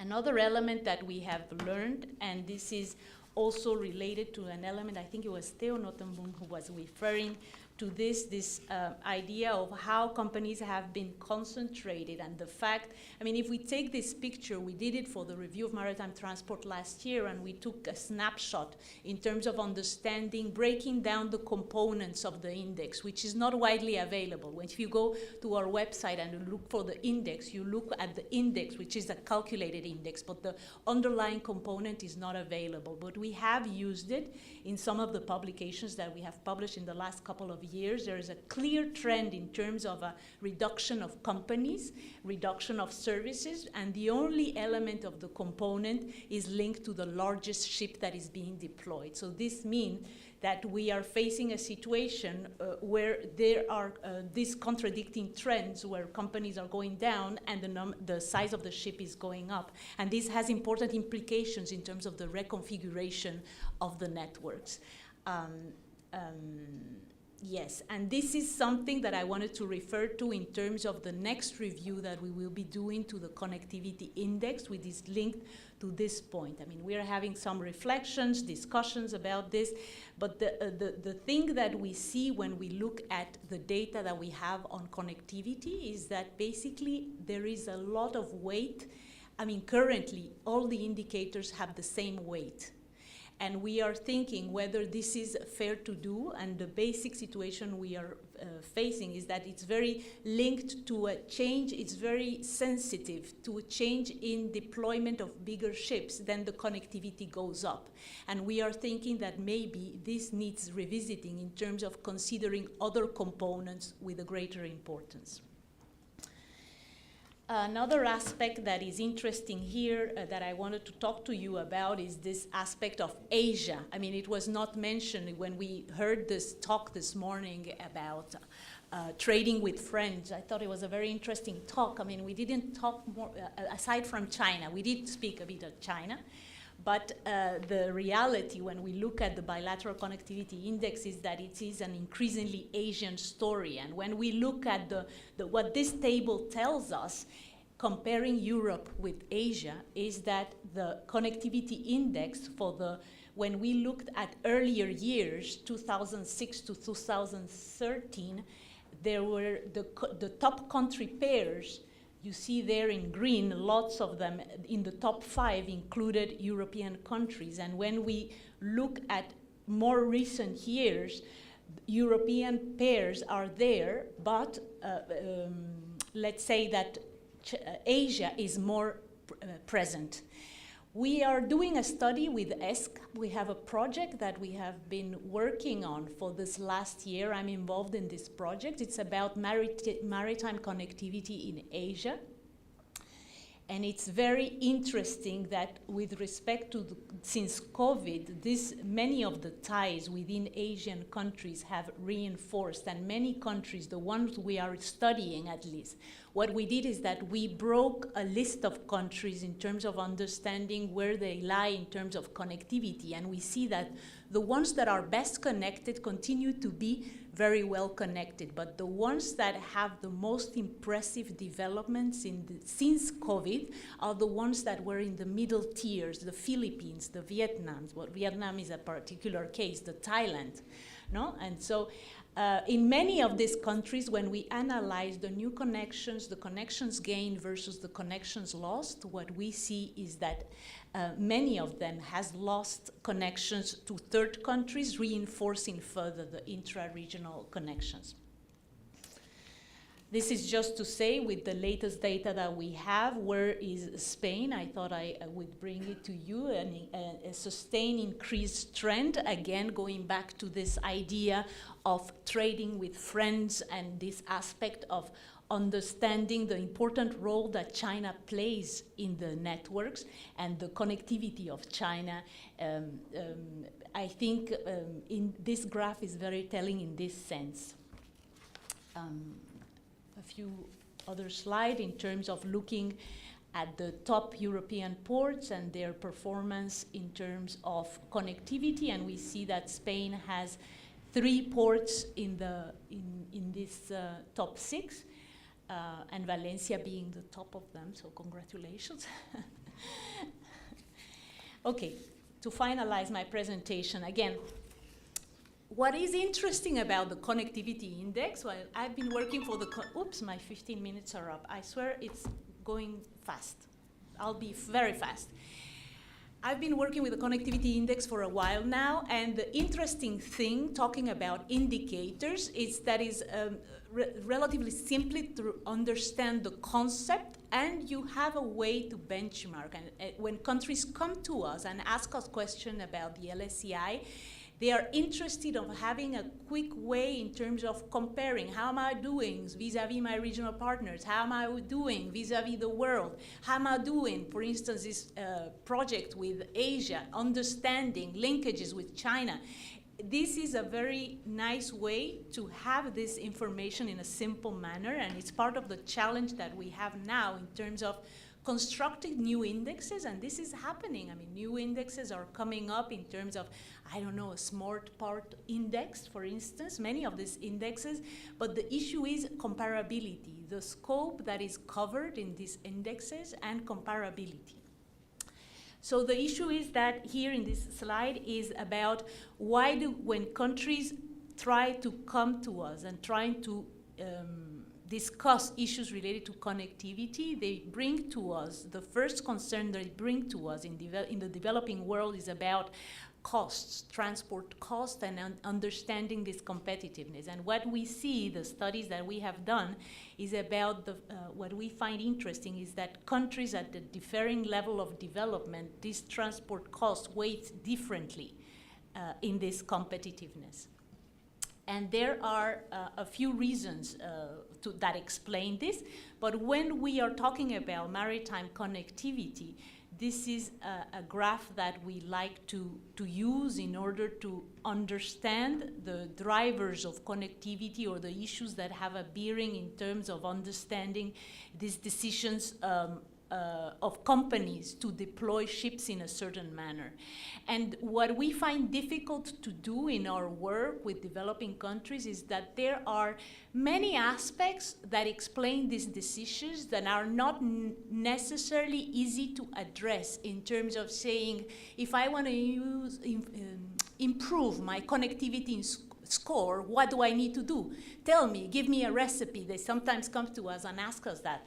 And the reality of that is that it's a lot more complex than that. And there are some issues over which countries have little capacity to act upon, like the issue of the trade flows, the issues of imbalances that were referred to, I think it was Professor Nottenboom who was talking about this, issues related to the competition, which has come into highlight recently, the issues related to trade that are important.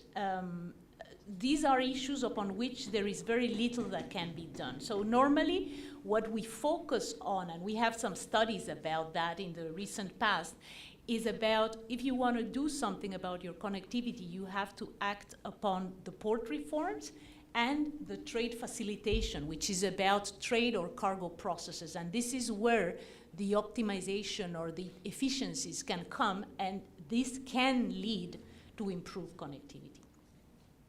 So basically, these are, just to mention, the pillars upon which we work is about infrastructure connectivity, port infrastructure, efficiency, and it's interesting. I was telling you about this ASEAN project that we're dealing with and working with ASEAN countries and discussion with port authorities amongst other actors in terms of how do they understand their role in this new scenario and what is the way forward in terms of improving competitiveness and linkages. And it's very true what Professor Nottenboom is saying. It's about awareness, about let's leverage the strength of the region in terms of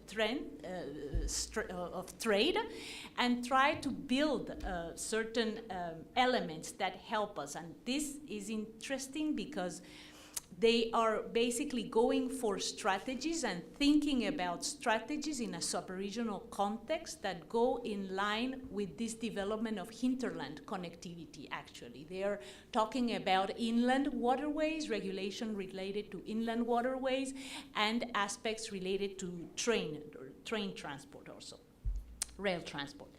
Other aspect that is dealing with improved connectivity, this aspect of looking to do reforms aiming at developing competitive transport markets, and this is not about ports. The stakeholders is broader, the actors system is broader than that. It's transport, it's logistics services, it's broader.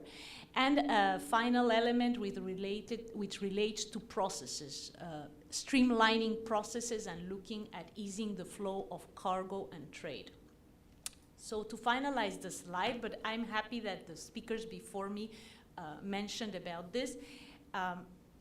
The presentation title that I was given, it was about economic development, and I just wanted to agree with what Michael was saying in the sense that when we talk about connectivity,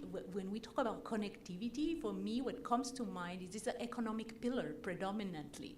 And that for me, I'm not saying, of course, that the connectivity indicator is not an important one. There is abundant literature in the sense that says this is important and there is an important connection between maritime connectivity and good scores in maritime connectivity and trade development. What I'm saying goes in line of what Michael was saying, that we are faced with a change of paradigm that takes into account a more complex context with sustainability concerns that have a bearing on port strategies which are about security, the resilience, it's natural disaster, it's pandemic, it's climate change mitigation and adaptation. And we did a study about this also in terms of understanding how could logistic costs change in view of decarbonization and some measures that were taken in the IMO, and this is an issue that maybe would come into mind, that maybe decarbonization would increase costs. So this reflection that Larissa was saying about reflecting about where is the value coming from is an important one. The port-city interface, gender issues, I mean, there's a diversity of elements. I mean, we tried to do we did a pilot project on a sustainable freight transport framework in UNCTAD several years ago. And this element that Michael was saying in terms of having indicators that allow you to position yourself in the three bottom line simultaneously is very complex. It is very, very complex and intensive in terms of stakeholder surveys. And then gathering the information and putting together the analysis is really complex. So, I mean, I'll leave it as that, and the other elements I'll touch upon when we have the discussion later in the afternoon for the sake of time. Yes?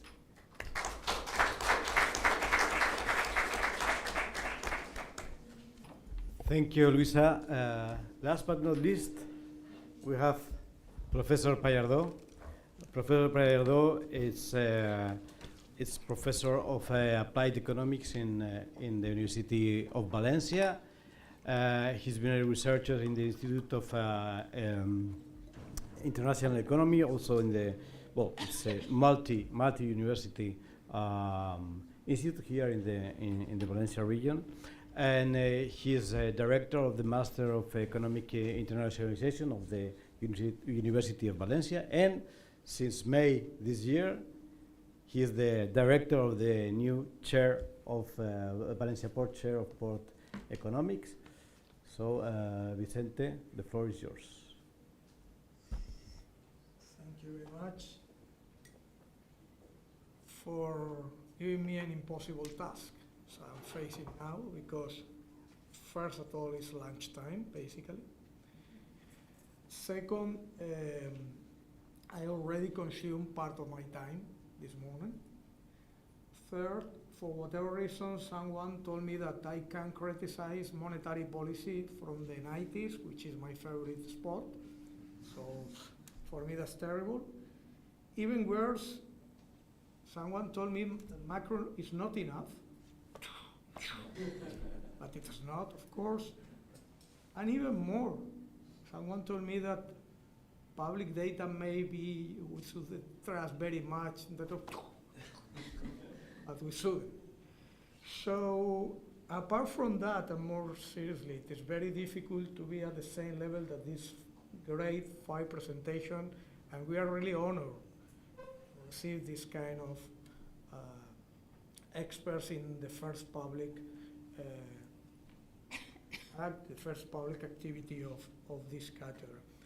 So anyway, I'll try to be pretty brief with our index trading with friends, which is basically, as I said before, in Spanish is preliminary and basically a bit of background of why are we interested in dealing with this stuff, the way we are doing so far, and basically the lines of improvements that are the most relevant stuff. First, about the background, about the context, we are, in fact, I would say from starting with the Great Recession, a lot of talks about deglobalization, about stopping globalization, about, and then more recently about reshoring, friendshoring, decoupling. Let me review a little bit.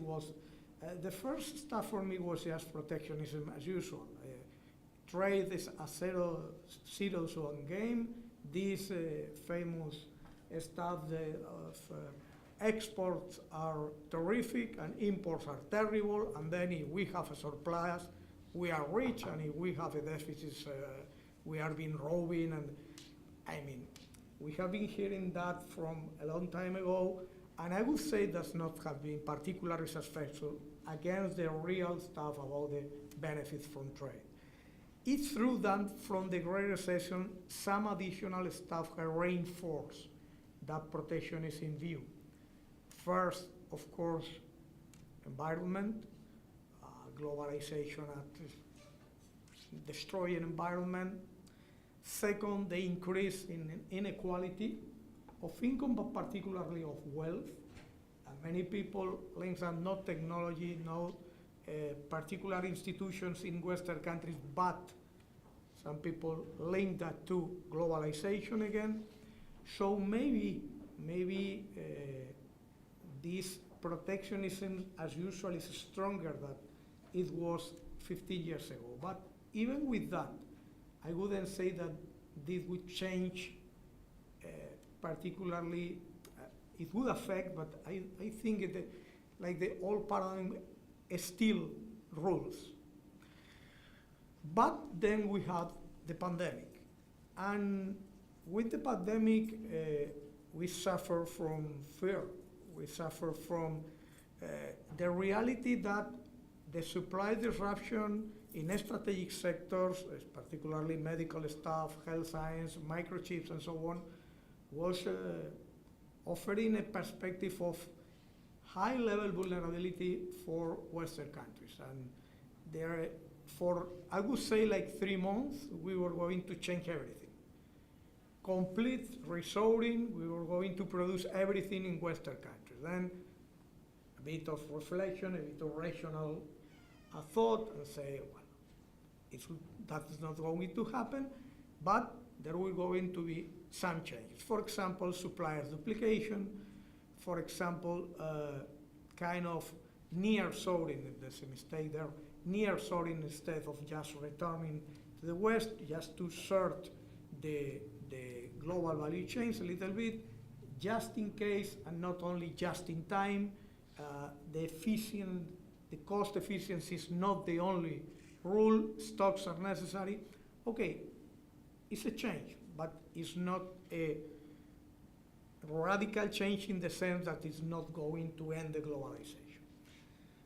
But then we have what I'd like to call the geopolitical imperative, coming, of course, basically from the invasion of Ukraine, but with the perspective of other very potentially dangerous scenarios, that obviously the most relevant one is Taiwan. Because if we think that we are suffering from the break of relationship, energy supply from Russia, just imagine that we have to break the relationship with China, and that would be a completely a different world, to be honest. So, of course, we are now very, very worried about the new strategic sector, energy, but I would like to underline that. I wouldn't say that this is the main line of thought among economists, but when I read about people expert in foreign affairs, in military strategies, and so on, the number, just counting, the number of people in favor of a higher degree of autonomy, a higher degree of separation between democracies and the rest of the world, for me is worryingly high, and of course higher than that of people that say we have to change several stuff, we have to change a part of the relationship, but be careful with the enormous economic cost for our populations, and also for population in developing countries and the rest of the world, and even maybe it's not feasible. It's not possible just to break the globalization as just, it's my decision, now we are only going to trade with democracies. So that's the reason that we look at this idea about trading with friends. As I said before, using the democratic matrix by the University of Göteborg, that is a long project offering data from 19 to 2020. They talk about 5 different levels of democracy ranking, but we reduce it to 3: full democracies, imperfect democracies, and autocracies. Information is only for goods and comes from the BASI database. and we offer the result. Obviously, we have all the results, but we offer some results in periods of 5 years, and it's enough. I'm not going to spend a lot of time about data. Obviously, and I think Luisa told me something before, why particularly the type of regime, the political regime. Obviously, when you use the typical gravity models, for example, a lot of people has had some kind of institutional variables, institutional quality, for example, World Bank indicators, for example, credit rating by rating agencies, for example, the country risk by OECD. So why type of political regime? Because we are particularly interested with this new idea coming, probably not basically from economists, but from other experts in other areas of social sciences. So, given that we call this geopolitical imperative to support decoupling, in the is that we explicitly choose the type of political system instead of these more traditional variables using trading and trade studies, international trade studies like institutional quality and so on. Very briefly about the results, and then we can talk about some conclusions. We already presented that we indeed trade with friends, but we are talking from the perspective of full democracies or working democracies, as they call in the University of Würzburg. There is obviously a decline in the level of trade made inside or within these democratic countries. However, it's true for export, it's true for imports. However, it was particularly, this reduction was particularly strong in the first decade plus of this century. It's not so if we also to individual countries and selected economies. As you can see, for the previous years to the pandemic, around 4 or 5 years before the pandemic, there is a kind of stabilization in the level of trade that we make in proportion with democracies and with the rest of the world. So there is a bit of a change in this last period. Obviously, the second part, geography is a key factor. Obviously, the difference between a country like Canada, which obviously is exporting and importing with the US, and Asian countries, which obviously have much stronger relationships with non-democratic countries. It's geographies which is behind that. But let me look at the rest. Not this. The previous idea was about working democracies. These data are for deficient democracies and for autocracies. And we have here Luisa's ASEAN story to a point, because obviously for the rest of the world, what we see also is a decline in the percentage of trade that the rest of the world is doing with democracies. And it is true for deficient democracies, export and imports, and again, for autocracies, export and imports. Obviously, the idea is if we look at the temporal, at the time distribution of this movement, again, it's the same. The change is basically concentrated between the end of the last century and probably the Great Recession, a bit more of. For the last 4 or 5 years, again, we see a stabilization. So we have been watching a kind of decoupling, if you let me. For the last 2 decades, the working democracy have increased the weight of their trading with the rest of the world. Obviously, both deficient democracy and autocracies have also increased the proportion of trade with non-full democracy. So we can suspect that we are talking about a kind of inverse decoupling. They are changing their pattern of trade instead of waiting for us with this new debate, about the need of changing the kind of relationship that we have with non-full democratic countries. But in fact, we see in all this trend that, I'm sorry, but in terms of being brief, I was very quick with the presentation of the results, but the basic idea are in these 2 sentences.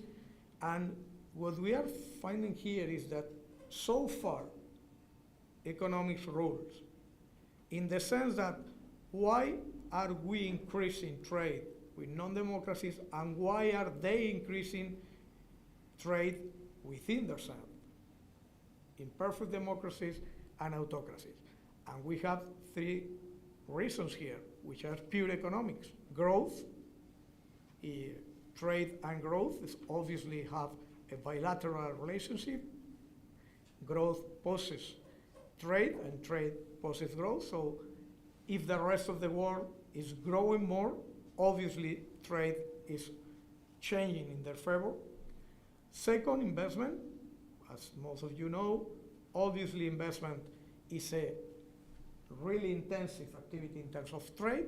So if the rate of investment, which is, by the way, a serious problem in Western countries, is low in democracies and is high in the rest of the world, obviously trade is going to increase much more there than here. And finally, the extension on global value chains, who have been developed in those countries. And if you look at the kind of stabilization in the weight of trade with democracies and the rest of the world, you find that growth has been lower for the rest of the world from middle of the past decade, and the trade is not growing much more than now. Second, rate of investment, not for China, of course, but for a lot of other emerging and developing countries, has been declining at least a little bit there. So another engine of growth that is not pressing for this change in perspective. And finally, global value chains has been, I wouldn't say the exhausted, but closing to that. So my main conclusion, that is not obviously the target, and I would say was the final target of this indicator, but the conclusion with this preliminary indicator is that what we are watching up to now is that rules of economics are still commanding the movements in international trade. But the worry, as I said at the beginning, is that if geopolitics rules instead of economics, maybe this can change. And adding that to this new paradigm, that environment, governance, need to connect with the society, and all these new, relatively new factors that we have to add, the question is, maybe we can lose the relevance of economic factors. Maybe we can suffer a huge cost because we are paying attention to a different kind of factors. We will be able to combine all these factors. Probably is not easy yet. Finally, obviously, this is a preliminary index. We started to work in that just a month and a half ago, so we are much aware of the limitations of these preliminary indicators. So obviously, we should differentiate by type of goods. We should talk about the vulnerability or the fragility of the supply of each good for democracies or for the country that we're interested in dealing with. Probably we should talk about value added and not only about the total volume of trade. Services are increasingly important in international trade, so probably should be integrated. And obviously, and we are now with the review, if the data have the necessary quality, maybe we can talk about not vulnerability of countries to this change in the paradigm in terms of geopolitics, but maybe the vulnerability of particular ports. There is at least one database already that could be interesting enough, but we are starting to work with that. So the final target of our project in this case is not to say how much trade we develop with democracies or non-democracies or autocracies, but if finally geopolitics rules, how vulnerable is our country, is our port. And that's the reason this morning I presented that, for me, surprising, probably for one of the people here in the Autoridad Portuaria is not surprising, in which the Valencian port from 29 to 2019 improved 14 percentage points the weight of trade that they made with full democracies, which is the opposite as the general trend that we saw. But again, my apologies because it's a preliminary effort, but I think there's a degree of relevance in the results of this index. Thank you very much for. Well, thank you very much. We're a little we're out of time, but in any case, if you have any question for the panelists, yes, we can have. Yeah, of course. Well, with Vicente, we'll have time to discuss together. At the institute, we are neighbors in our offices. Then no problem. Don't worry. We'll talk about it. Luisa, of course, the connectivity index for people that normally we model trade is really a very important and potential candidate to substitute distance, of course. As a proxy of cost of transport, we have been using for many years and still using the distance, and now, of course, with the connectivity is a more sophisticated variable, explanatory variable to introduce that. So, in this way, thank you for to the UNCTAD. We are working also here. I know. I'm very familiar. I'm familiar. A group of colleagues. And one very, very quick and specific question. Why in one indicator in your index you use the size of the biggest vessel and don't introduce the number of vessels? Because I'm sure you have. Because it has an impact in terms of infrastructure, the scale of infrastructure. Yeah. There is Yeah, but for example, that makes I think a strong bias when you consider other kind of trade, for example, short sea shipping. Because in the short sea shipping, yes, the size wouldn't be so important, but it's very important the number of vessels and the. It's just a comment. I will have the opportunity. Okay. In any case, we are having this discussion in November. We are having a discussion of reopening this. And you'll give me a card. You'll give me your card. I have surrounded by real experts. Yes, the only thing is that I was just prepared to speak in more than them, but the real. But we do realize that there are some refinements that are required. So we wait. Yes, we'll wait until November. It's very close. And anyway, thank you very much for your work at the. Okay. Thank you. So well. Thank you very much. I think it's time for closing. I want to thank the panelists, and I want to thank the public still here because we're a little bit late. So thank you very much for your patience, and thank you for your knowledge and I think the nice debate. And hope to see you all soon here. Thank you.